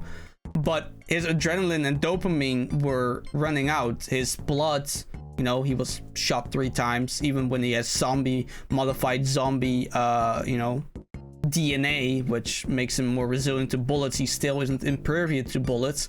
So he was bleeding out, which makes him lightheaded, which makes him fall on the desk and put on the fire in the hotel. I am not even a biologist, bro, or a doctor. Like, is it convenient? Maybe. Is it a plausible development? Yes. Yes, it is. You find evidence that the zombie in the beginning was an assassin. And again, this begs so many questions. There's an in-game file that reveals that Victor knew about Grace's existence since 2004. So knowing what he knows, Victor decided to wait 14 years to then randomly murder Grace's mom, and then doesn't even bother to kidnap her until another 8 years later when he randomly decides to renew his pursuit. Not gonna lie, that's a good point. That's a good point. Yep. Yeah. Grace gets bitten by a cop that was infected by the T virus, but she never turns, so she's either immune or this is a strain of the T virus that isn't transmitted by bite. Bro, listen, I've been very critical about this whole, like, you know, video so far, right? But now the part comes where I am just fully agreeing on that. Like, there's a lot of inconsistencies in this story. Like, for example, she got bit, right? But my theory is that Gideon has some kind of like neutralizer of the T virus or something on the mild levels, which Grace got infected by, and he probably used that on her while he did like the blood transfusion stuff, right? That's probably why she was like held upside down for some reason. I don't think it was only for dramatic effect. I think there's like it was probably a medical reason why, but I'm no doctor, so maybe I'm wrong on that. But yeah, I agree. I agree. Although I do gotta say, the section with Leon where Gideon like started like shooting a bunch of motherfuckers in the face, right, with his like little gun with the T virus in it. The woman, right, the woman that like started kissing the guy and then like ripped his nose off. The man that laid there, he got bit, right, but he did not get up. He was dead. He did not get up. He didn't become a target or like an enemy later on either. The preconceived notion of, oh, every T virus transmitting through bites is wrong. I think that's why they showed him not getting back up. But that's my theory. A scene that a lot of you probably saw from the pre-release footage and people had issues with plays out exactly as we saw it then. He watches the nurse that welcomed him into the clinic slowly get chainsawed from behind by a zombie doctor and does nothing. Yep. Yep, he does nothing. Yep, I agree. That was so foolish. Don't know what's happening. Some kind of mass hysteria. The hospital is on lockdown. Yeah, especially Leon, a character that's very focused upon like survival instinct, right? He would have never let that guy approach her with that chainsaw. He would have probably already popped his head off the moment he saw him. But yeah, it is a shock factor animation. That was the whole point. I don't know. It was just a scene to I don't know. They just wanted to kill her with a chainsaw or something. I don't know. Yeah, 100% agreeing, bro. Look, bro, so far, like, whenever they're talking about gameplay or other opinions they have about the games, bro, majority of the time, I don't agree with any of it. But the moment they started talking about like the inconsistencies in the story that actually are, you know, structurally formatted, right? I start agreeing. Imagine, bro, imagine. The moment they started talking about facts, I suddenly starts agreeing with them. Here, Leon would have shot him in the head. If not earlier. I agree.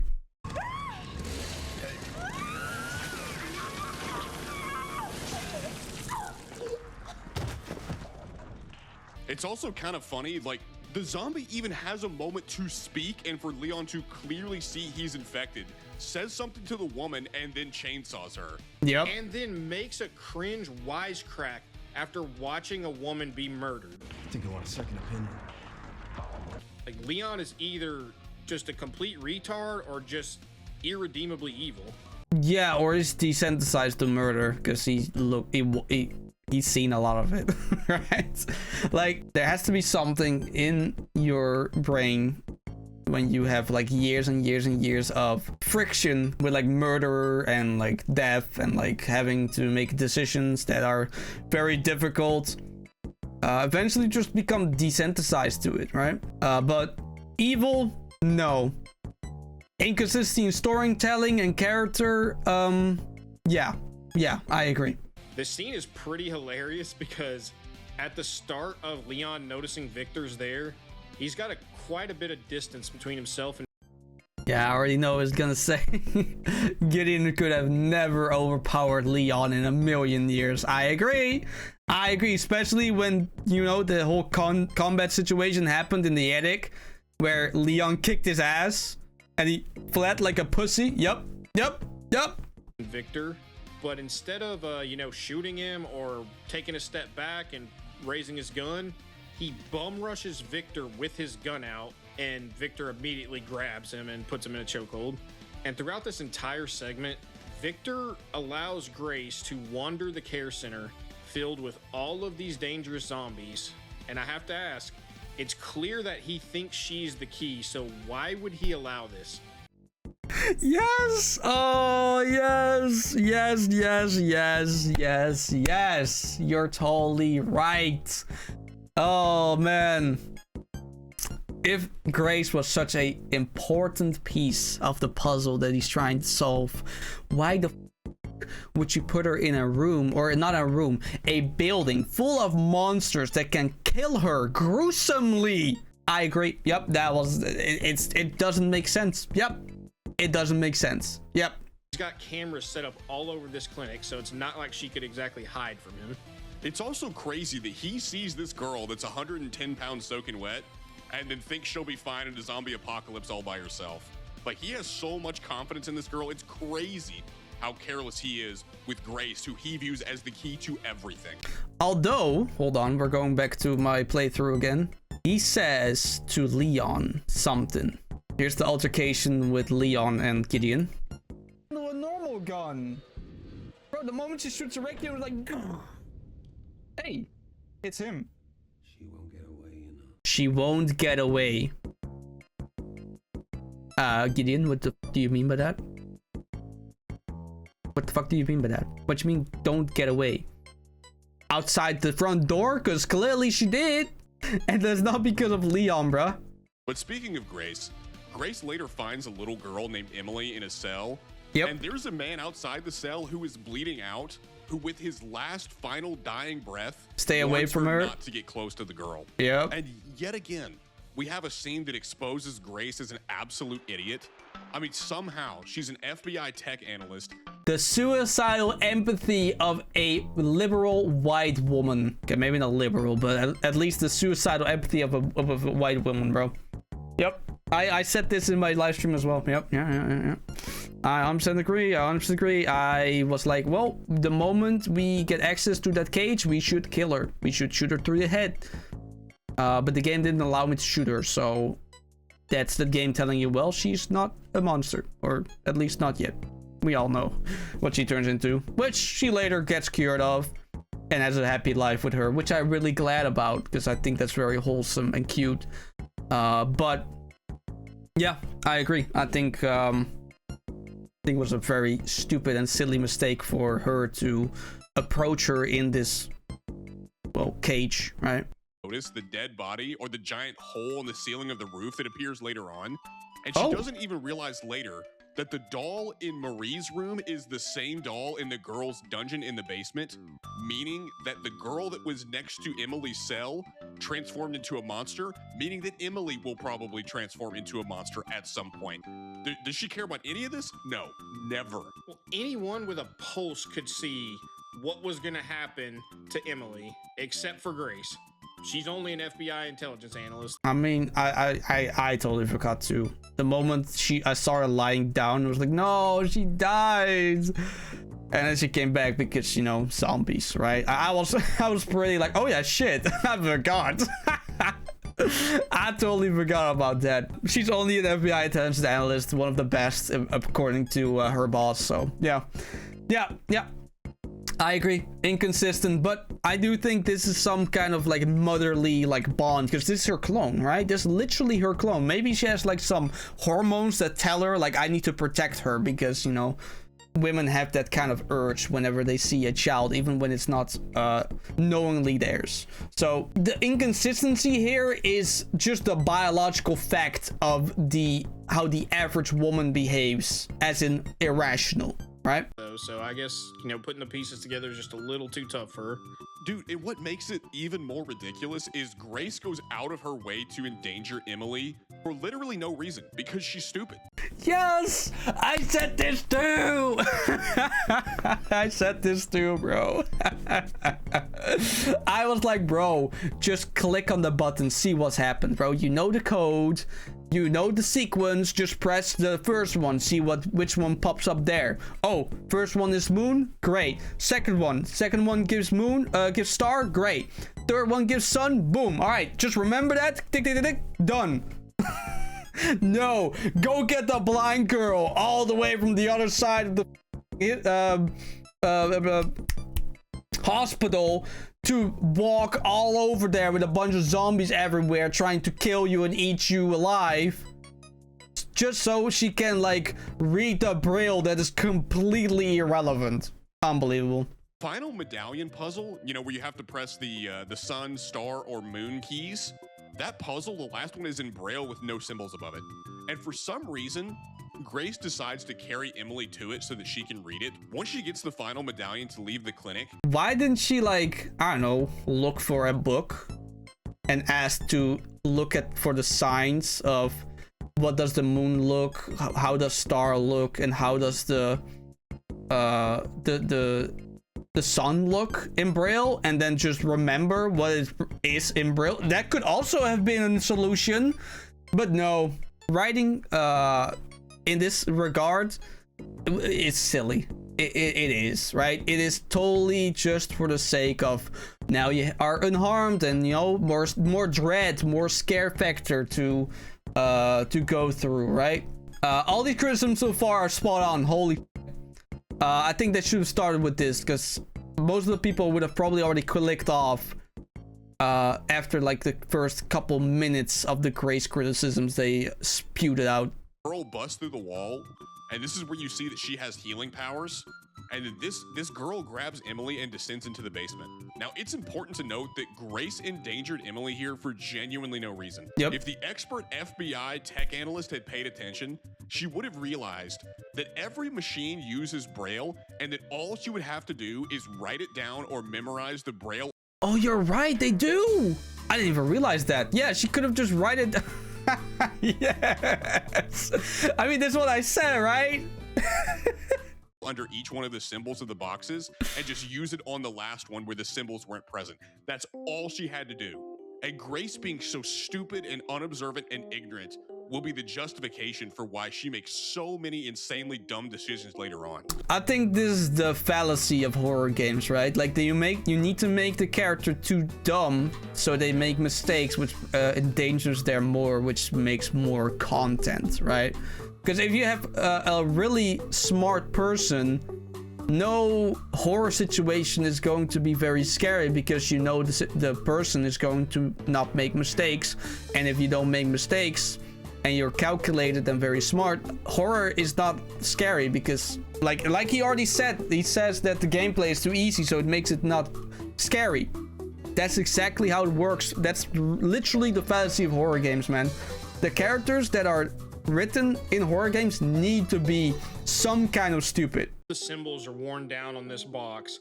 Somehow that means she can't just go look at the other ones and remember the dot pattern. She only has to memorize 3 of them. Yeah, or write it down. You literally have a piece of paper and a pencil.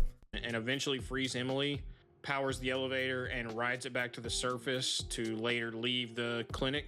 And luckily, there's a helicopter pilot outside. Harry! But he doesn't have the key to the copter, and he's got an injured leg. So Grace agrees to go get the key, and she leaves the child that she apparently very much cares about with this random ass guy that she just met. She didn't even know her name before she agreed to leave Grace with him. Or Emily with him, by the way. Eventually, he says like, "Oh, I'm Grace, by the way," and then he introduces himself as Harry. Like, irresponsible parent much? Like, holy bruh. He fights through a bunch of zombies on her way there. Crazy set piece. I like this one a lot. This elevator to a hidden lab that Victor has, and she overhears that Victor wants her because she's the key to some bioweapon called Elpis. He then gets word on a radio about something, and after receiving it, decides to set the facility to self-destruct. And I have to wonder, don't you think you want to make sure you actually have Grace securely in your possession and that she hasn't already been killed by zombies before you just blow up your fancy lab? Isn't it also the tiniest bit suspicious that your elevator, you know, your secret elevator that brings the entire room down is not in the place that you left it? Oh, yup. That was also an inconsistency. I said, like, wait, why is the elevator up when he went down? Like, that didn't make sense to me either. Oh, yep. Okay, you know what? I understand when they are saying like, okay, well, this story is kind of... I'm not gonna lie, all the things that they just said, I agree with. And I actually, I think I mentioned these issues and inconsistencies in my playthrough as well. All right. We're starting to become a little bit more aligned here in our opinions. Yep. Not soon after they're in the air, the zombies actually break through the window and cause them to crash. And Grace doesn't even shoot the zombie. Yes! Oh, yes. I was like, shoot him! Shoot the motherfucking zombie, bruh! Yeah. The helicopter hits a tree on the way down, and this thing defies all the laws of physics to turn itself at a 90-degree angle and teleport through the pilot's heart just for this. Okay, no, I think what we're seeing here is a branch of the tree. It's not the what's it called? I don't know, the solid part of the tree, you know, where the branches come out of. I think this is a branch of the tree that's just very thick. I don't think this is the entire tree. So I think that's a bit of an inconsistency in your thought process here, unless we later see that it's the whole tree. I'm not sure. I haven't really checked that out as much, so maybe we'll see that. Grace eventually is able to open a hatch, which shines light down on the girl and kills her. But just after this happens, Emily suddenly mutates into a giant. Not suddenly, she died, and that's what made her mutate. That was not a sudden thing at all.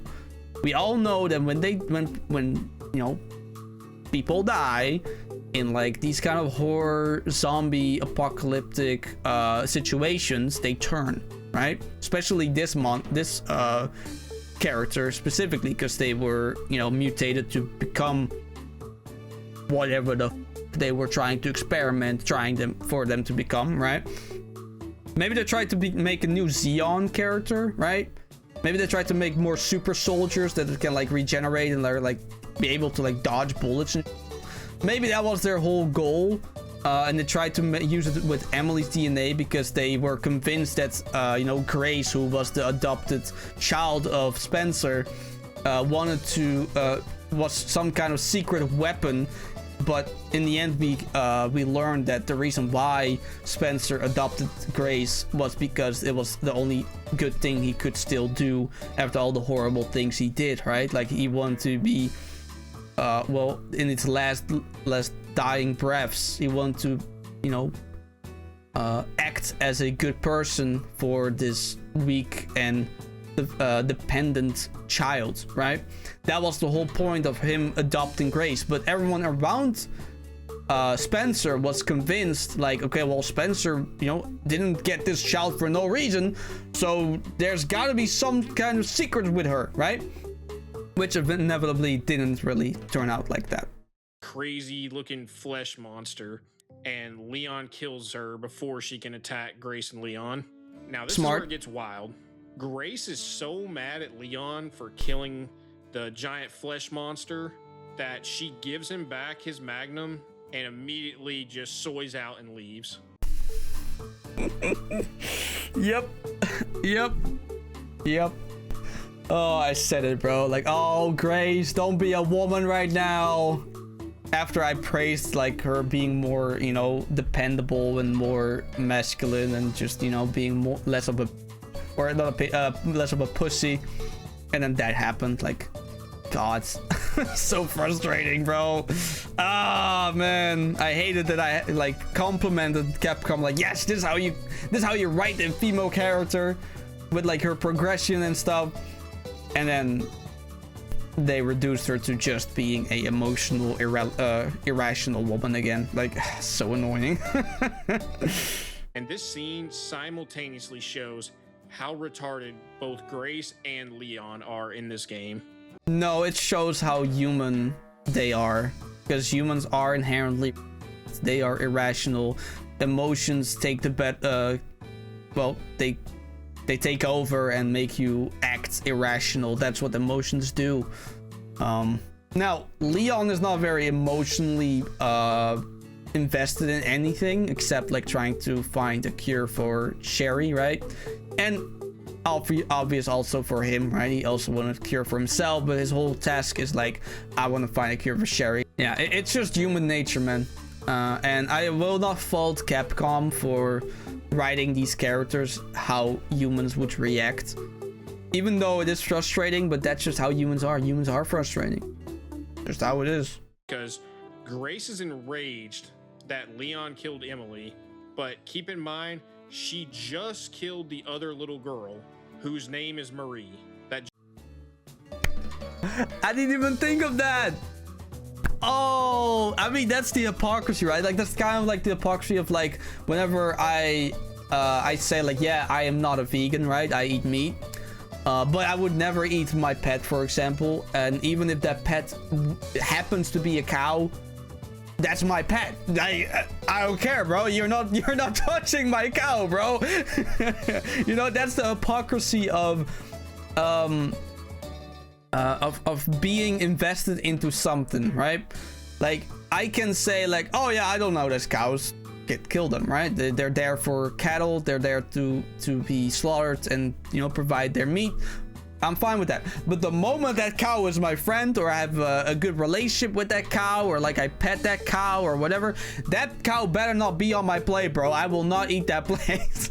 You know, like, that's the hypocrisy of human nature. We create these like bonds with like specific things, and then we inherently upgrade the value of said thing or said animal or said in this example said child, right? Obviously that Marie monster is not redeemable, right? Fully transformed, irrational, goes berserk, and is just deadly, right? So in Grace's mind, that's an enemy. But she saw Emily, she saw Emily as, you know, this cute little girl, which she is, turn into this monster, right? So it's very hard to rationalize then the switch of like, she's no longer Emily. And Leon can do that because he is, you know, very desensitized to this whole entire thing. Like he saw it with, damn it, the black guy at the police station in RE2, right? Which is the only one I played, or a little bit played a little bit. Like he understands that kind of grief, right? But that's also like part of like, he's a man and they can easily do that more easily than women do in general, right? So yeah, it is irrational, it is frustrating, but it is a very human way of writing characters, and I cannot criticize that. I think that's a very good, that's good writing, you know, like it's very realistic. Giant monster, that was also a little girl. Like, this is peak woman logic, where she's pissed at Leon for killing Emily's monster form, but she just killed another little girl who had transformed into a monster 2 seconds ago. Yeah, but the story has already shown she's retarded, so she never puts it together, so she doesn't have to feel bad about it. True. Or where's the sympathy for my boy Chunk? I mean, he is kind of just a victim, to be honest. He's another one of Victor's experiments. I mean, you're not required to kill him. I do gotta say that. You're not required to kill him. He didn't ask for this. And they're laughing at him. My boy's in pain and we're laughing. But getting back to this scene, as Grace is walking away from Leon in anger, she walks down a hallway and a small flight of steps, and at the top of the stairs, Victor's there to greet her, and then he opens a big hangar door to reveal a new villain we haven't seen before named Zeno. Okay, so it is a new villain. I thought it was already an established character before everything else, but he's a new guy. Okay. Glad to clear that up. And it doesn't help that the way this scene is shot, Leon is literally in earshot while this conversation goes down. There's absolutely no chance that he didn't hear and see the hangar door open and see the villains just standing there. I mean, it could be the way it was shot. Like, there was a jump cut where she was climbing some like the stairs, I believe. I could go check real quick. It's getting better and better, isn't it? Jump cut. So we don't know how long she was walking here, right? I think that is very important to clarify. He didn't see the hangar door open. Let's presume he didn't see anything. How could he have missed the helicopter? That's what I want to know. Are you those deaf things too? tend to be pretty loud. Because we don't know how far away he is. That's... I already said that. I think you should have calculated that in. All right. Just because we experienced it as a quick, 2-minute whatever, right? It could have been way longer. Could they have like shown that it was further away? Sure. But, that's just a lot more effort for some very whiny, just to like silence those whiny. I think this is a very, very whiny, bitchy complaint to have. Because we don't see him like in the background stays watching, right? Like if that was the case, hell yeah, good criticism. But this is just whiny, bitchy, just for the sake of like trying to, be annoying about the whole story. Because that's the whole point of your video, right? You're trying to like drill the story a new one, which a lot of them are deserved, but this one is not deserved. Leon is now driving his Porsche to Raccoon City and is on the phone with Sherry talking about rescuing Grace. You know, the woman he just let walk away with the bad guys? I mean, he's willing to risk everything to rescue Grace, but just lets her leave. No problem. He lets her leave with the villains who have been torturing them the entire game, and the next time you see him, he's willing to die to save Grace. Yeah, I think there is some there were some liberties here that they want to put more story and like make that whole transition make more sense, but they eventually like decided to cut it out to get better pacing maybe. That's how it feels like, because this feels very abrupt. It's also like kind of the effect of, well, our human brain fills in like gaps, right? So it is expected of the viewer or the player to fill in the gaps, and most people will fill in the gaps by I don't know, because, you know, Leon is a guy, Grace is a woman. You know how women are when they're irrational and like upset, you know, you leave them be, let them cool down. And, you know, before he knew it, Grace was gone. I don't know, right? It doesn't make much sense, right? They could have had a shootout where like Leon like ran up to like the helicopter and just about to leave, and he tried to shoot but he missed or whatever the fuck, right? Or like the helicopter is like bulletproof or whatever the fuck, right? Like they could have done something like that. But I think production wise, I think they just didn't have the time or didn't have the resources to accomplish something like that, and they rather want to put more resource into gameplay aspects rather than like some filling gaps in the story. I think that is the reason why. Do I think that it makes it better? No, I think that makes it worse. I don't think that makes it good, but I can kind of speculate why this is the way it is. He drives the motorcycle through the gate and is confronted by Victor, who tries to kill him with a rocket launcher, which, why? I mean, earlier in the story, Victor has endless opportunities to kill Leon, but he doesn't. He takes him captive. So why now all of a sudden do you want to kill him? I think it is a ego play. He wanted to kidnap Leon to roast him, because that's what he did, right? This is one of my favorite quotes of Gideon. I have dedicated my life to studying nature or something like that. And you have dedicated your life to failure. Oh man, that's such a good quote, bro. I love it. Yeah, that's one of my favorite quotes from Gideon. But yeah, I think that's the reason. I really think that is the reason. You just want to capture Leon purely because it would like satisfy his desire to or his selfish desire. He ends up rolling off the bridge with his motorcycle to his death. Yeah, and then well, his death, air quotes, because everyone just kind of magically comes back to life except for Timmy Wesker. All right, I mean, I thought it was quite endearing. It was over the top, foolish, action heavy. It's just like whenever I don't remember which one it was, but like one of the Fast and Furious films, there's like this piece where they're standing on like a broken garage or a car park, and Vin Diesel eventually says there's only one, the only one that wins in a street fight is the street, and then he stomps on it and like everything falls, crumbles down. Like it's just spectacle for the sake of spectacle, and I'm a huge fan of that, bro. Like, yeah, sure, does it make sense? No, it doesn't, but it's just I think that's just taste, right? And I'm not saying people who don't like it don't have taste, but it's just a different kind of taste, you know? And I find it very endearing whenever something like this happens. To Grace that she was created and that clones were made of her, but that she is the original. So many attempts. So many failures. Copies. Crafted to duplicate you. Okay, so maybe this is a little bit of a retraction, but maybe the reason why Gideon decided 8 years later to actually start kidnapping her instead, maybe that's because he just got fed up that there's just no progress in his research, and he was like, well, it, I'm just kidnapping the girl now.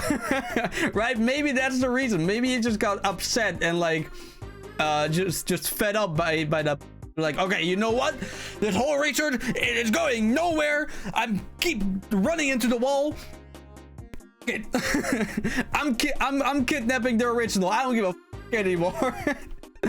That could be it. Right after he says this, you have that flashback scene that we mentioned earlier where you play as a little girl that's potentially a lab creation. And this scene creates far more questions than it answers, particularly surrounding Grace and how she could possibly be the original, because Chloe, who we play as in this scene, was already alive in 1990 and Grace wasn't even born until the early 2000s. Oh, this is not Grace. But she survived. She got out. No, she got killed at the end. Bro, hold on. Oh, God. Oh, yeah, he says Chloe. Oh, God. We need to get rid of her. I probably disregarded that information because I was convinced that it's Chloe. Or Grace. Now, Zeno's obviously mistaken here, but how is he such a moron that he doesn't realize Grace can't be the original when he's literally looking at the file of a supposed clone of Grace from the year 1990? Keep in mind, Grace was a teenager in 2018. So the timeline here, it ain't adding up. It ain't math. Yeah, what the hell? What the hell? Leon stumbles upon Grace and Zeno having this conversation, but before he can really confront them, he gets interrupted by Mr. X, whom he promptly kills before descending into the entrance of Ark. He also kills Hunk while he is down here too, because, you know, we can't go 5 seconds without having a callback to better games. Yeah, this game is shamelessly filled with member berries that have absolutely no substance. I mean, this includes Mr. X, Hunk, the gun shop, and the cop there. I mean, I think the reason why they did what they did here is to like conclude the arc of Leon, which is gonna be the whole conclusion maybe of Leon's story, which is gonna be the 10th game. I think they want to wrap up the whole Leon S. Kennedy story, which probably will result in him dying. I wouldn't be surprised. And they just want to, like, you know, fill you a little bit with this nostalgia of Mr. X. And apparently that guy with the X was apparently a very important and prominent character in the story that I just don't know because I haven't played all the other games yet. And yeah, is it a bad decision? Maybe. But it's also like, they just want to move on from like all the other characters. They just want to, like, you know, there's the old generation gotta go. Leon kills them, kind of the revenge, because, you know, he probably got like killed, or like not killed, probably like got beaten by these guys in like you know, previous games, and it's kind of their revenge arc, kind of, right? Just like with Grace, you kill Marie because, you know, it's kind of a revenge. She's been terrorizing you the whole entire game. It's kind of a revenge for that fact, right? Maybe that's the reason, but hey, what do I know? Remember these cool things from the old games you liked? No reason for them to really be there. Just, oh, flashback, without any substantive payoff. I mean, I did hear from a friend that this guy with the X, he's supposedly like the cleanup crew, and he's the guy that you know, they send out to do the dirty work. So it makes sense for him to be here. The Mr. X, it's more of a nostalgia thing, because, you know, same building, you encounter Mr. X in that same building, right? So that's the reason. But this guy, I forgot his name, the guy with the X, he is apparently a prominent character, which you play in the DLC in one of the games. My friend was very vocal about him being like a very badass, and, you know, you literally spawn in, he has like a bunch of ammo and a bunch of weapons, you have to like kill everything and stuff in your path. So yeah, that's probably why. Is that it's revealed that Leon is dying from stage 3 T-virus. If you've read the notes, you'll realize that at stage 3 T-virus, you have like 2 hours to live. So Leon is like as dead could possibly be. Yeah, I mean, that was just spectacle for the sake of spectacle again, right? And I think sometimes you just gotta turn your brain off just to enjoy the spectacle instead of like, oh, that doesn't make sense, oh, that's stupid, right? And I think it's a fair criticism to criticize that, and that you don't want to turn your brain off for that kind of things. But it's kind of a give and take for spectacle moments, right? Like, could they have built up better? Yes, they could have. Absolutely. Would it have impacted differently? I don't know. I thought was cool. Leon is as dead can be, right? And I mean, this game could literally take place in the span of 4 hours. Like, there's an achievement for the game to beat this game in 4 hours. So theoretically, if his stage 3 T-virus is truly at the start of the game, he would not be able to survive. But if he only got at the arc, right, where he literally started dying, right, then maybe that's valid, right? I don't know. Inconsistency in storytelling, 100% agree. I think it's valid criticism.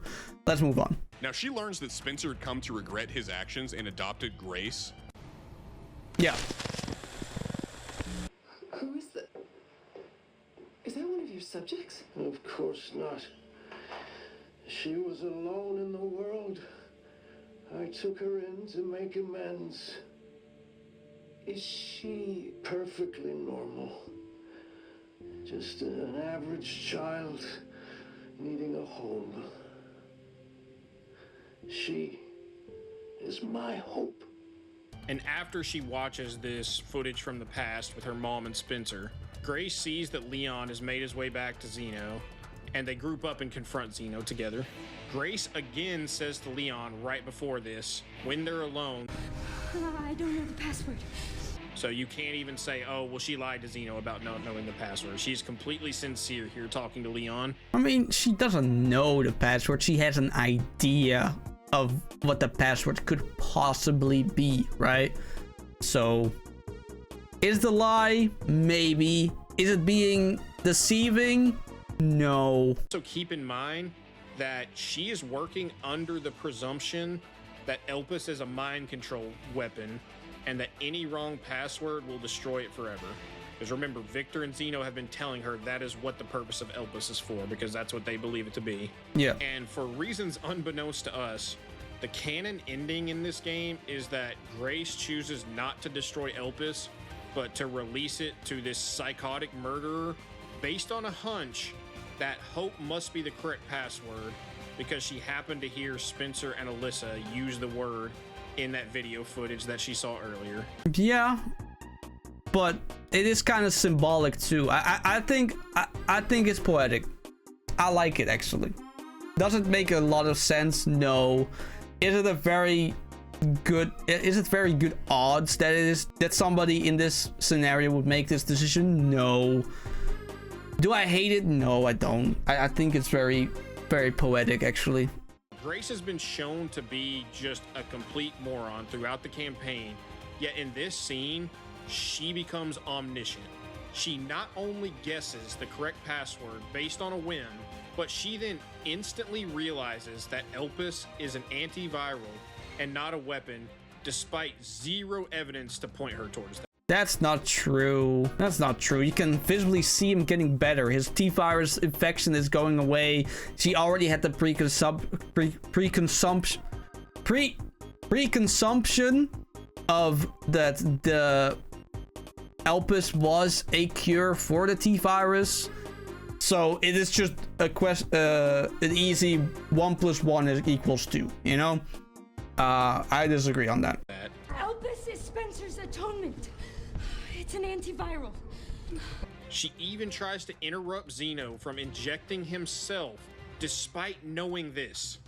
No, she didn't know this. She knew it after seeing Xeon. Literally, his symptoms were going away. It started as a theory of hers, right?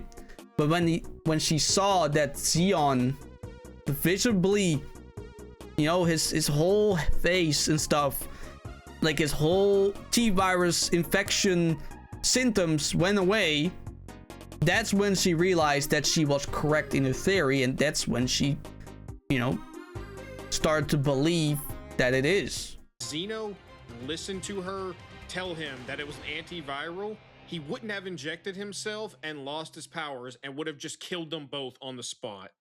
Spencer regretted what he did. Bro, he didn't even listen to what she had to say, bro. He doesn't give a damn about her existence whatsoever. He probably didn't even heard what heard, didn't even hear what she said. He was too obsessed with this, like, this theory of like, oh, this is the power I always wanted. Like, he was locked in, bro. He's like, oh yeah, this the I've been beating my dick over at night. Like, you gotta understand that, bro. He was not in a understanding mood. He was like, yes, this is the thing that makes my dick hard, you know? Victor rightly calls Timo Wesker an imitation and promptly kills him, showing that his arc was, well, nothing. Genuinely nothing. Xeno's a wet fart of a character. He accomplished nothing and served no purpose. I mean, I think that was the whole point of his character.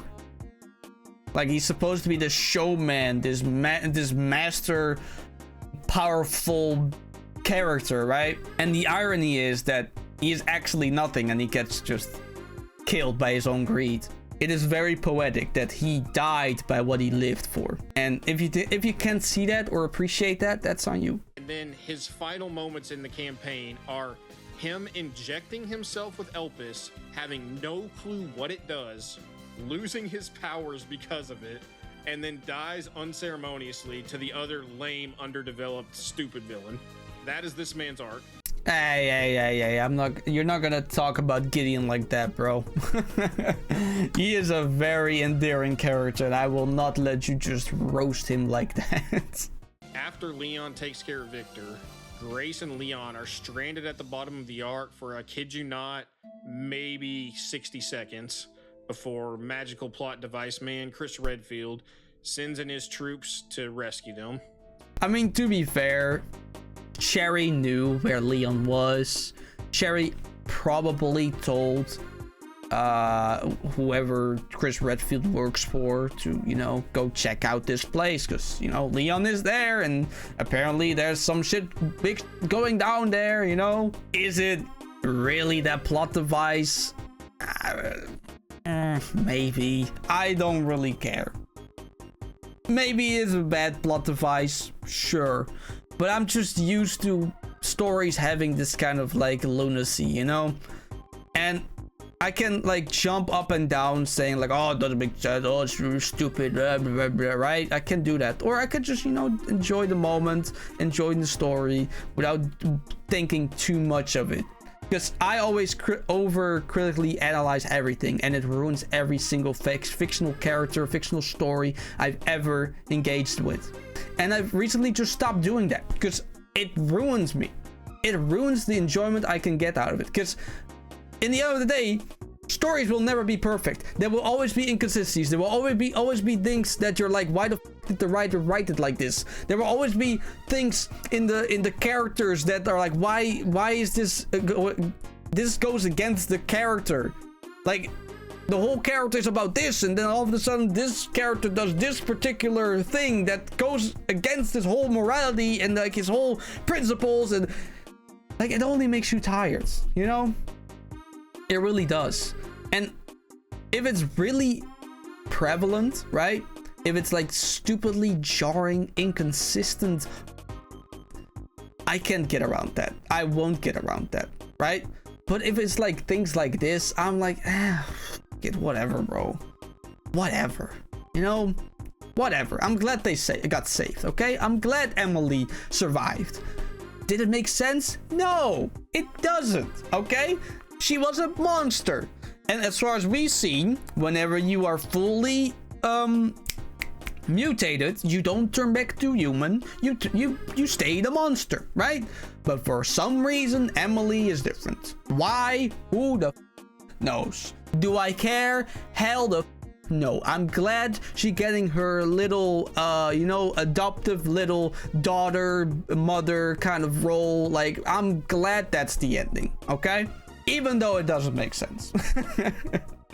Emily, you know, the little girl who turned into a big flesh monster that Leon blasted repeatedly with his magnum earlier, she's somehow not dead and gets adopted by Grace. Because he missed her vitals. So much for any consequences in this game. And Leon's explanation to Grace about how Emily might just make it is that when he was shooting, he missed her vitals.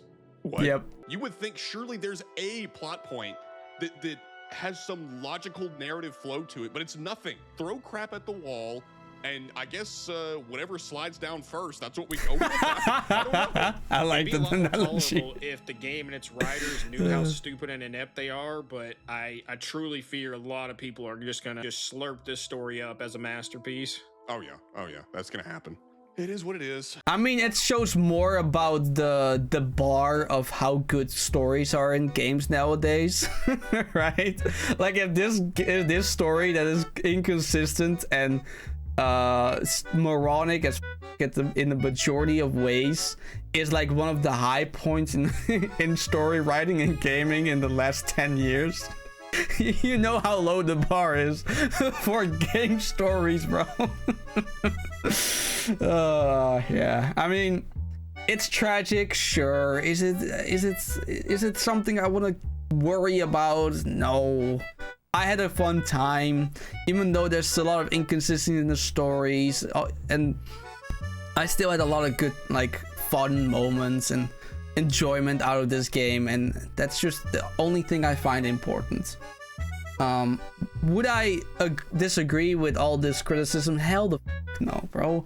I agree wholeheartedly with almost all the story-based hypocrisy pointing out. Like, I agree with almost everything about it, except like the very humanized way of writing Grace in that specific part with where she saw Emily getting killed, right? Outside of that, like, I can't even say that they're wrong. It's just, yeah, it's correct. It also retcons possibly the most important character in the entire Resident Evil franchise, which is Oswald Spencer. It not only paints him out as having a change of heart towards the end of his life in the video that Grace watches, but Grace's report after the events of the game come out and say that many people testified that he was a senile old man at the end of his life. Now, we know that neither of those things is true from his death scene in the Resident Evil 5 Lost in Nightmares DLC. I mean, his final words is him lamenting to Wesker about facing his mortality despite his old age. And he is very lucid throughout this whole cutscene.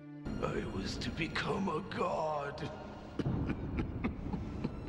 Creating a new world with an advanced race of human beings. Does this sound like a man who is senile in the slightest? I mean, him and Wesker go back and forth in that scene before Wesker kills him. I mean, with that knowledge, obviously I haven't played any of the Resident Evil games before 9, outside of the first couple hours of 3-2.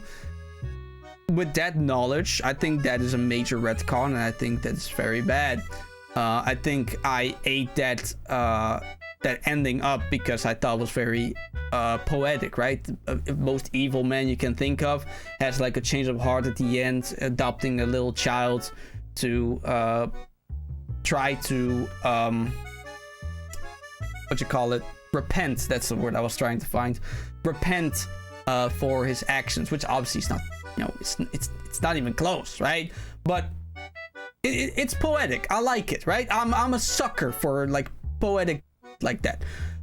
But seeing what he says here, yeah, I'm sorry, bro. I'm a bit disappointed in that now. Yeah. And admittedly, the game does perform very well, at least on PS5 where we played it. And it seems that combined with the nice looking cutscenes is enough to convince a lot of people that the game is a masterpiece. I mean, just the fact that it functions in 2026 is automatically meaning this is in contention for Game of the Year. Yep. I already said it like a couple times, but like the bar in games is so low. Like you don't need to do much to make a good game nowadays. Like a lot of people will literally, like, they will just look past like inconsistency in stories, characters that are written moronic, but if the game is good, if the game is fun, if the gameplay is great, like, that's already enough. Because the most basic of the basic games that are coming out nowadays are so below mid. Like, this one sticks out, right? And are people gonna exaggerate how good this game is? Sure, obviously, right? Did I exaggerate how good this game is? Yeah, I was still high on the game whenever I, stated a lot of my opinions about it. I guess whenever I incorporate all like the criticism based on the stories that are like now laid out in front of me, which I also acknowledge throughout the playing of the game. Should I say that the game is bad or mediocre? Hell no. I think the game is still very good, but if I would rate it fairly, it would be, it would be like a 7, maybe 7.5, something like that, maybe an 8 at the most, right? Even though when I was just done playing the game, I would have given it an 11 out of 10, right? Like sometimes you just gotta like let it sink in, gather all the information and, discover all the inconsistencies and all the things that are going to make the game score less, right? But do I mind people that would like rate this game 11 out of 10 after they played it for the first time? No, I don't, because I don't think people are very good at rating anything in the first place. It's all very emotionally charged, and whenever you rate something in your high emotions, you'll always compensate them anyways, right? It doesn't help that the influencers with early access keys for this game put in overtime to secure the narrative on this one. You really do have to give Capcom credit for making sure that all their biggest meat riders came in hot on this release. It's also kind of funny how much people absolutely hated Resident Evil 6, but they love this game despite how half of the game is Leon sections that are essentially Resident Evil 6. I mean, what is the motorcycle joust sequence and skyscraper jump, if not straight cutouts from Resident Evil 6? Why do we love this but hate that? I don't get it. From my limited knowledge, is that 6 didn't perform well because it was like supposed to be this spectacle. Like, also more information one of my friend told me. I was really curious about the old Resident Evil games and which ones were good and which ones weren't good. And he said the biggest issue with 6 was that it was supposed to be like this grand finale, and it kind of flopped in some manner. I didn't ask why, because I didn't want to get spoiled, because I kind of want to just play all the games now, right? That's probably why. But take everything I say with a grain of salt, because I have no actual knowledge about that game. Glowing reviews and huge sales numbers that this game put up show that even after the dumpster fires of the Dead Rising remake and Monster Hunter Wilds, there are still tons of people willing to buy anything that Capcom puts their name on, as long as the review scores are good. I'd really like to believe that this game won't age very well once people get past the honeymoon phase, but I think RE7 and 8 still having a glowing reputation to this day tells me otherwise. Well, that was the video. I'm sorry that this video turned out to be 3 hours long. Hey man, I had a lot to say. I want to fully engage with this video. I did really get a little bit too emotional at the start, but the moment they start to talk about rational, I started agreeing with them, because it was based in facts instead of opinions that I just couldn't wrap my heads around, right? But after all that, no hate to this creator, okay? I understand, they have the right to state opinions. They have the freedom of stating whatever they please about a game that they paid for, right? So I won't be really like trying to bash their opinions or anything like that. But I do think that we are just fundamentally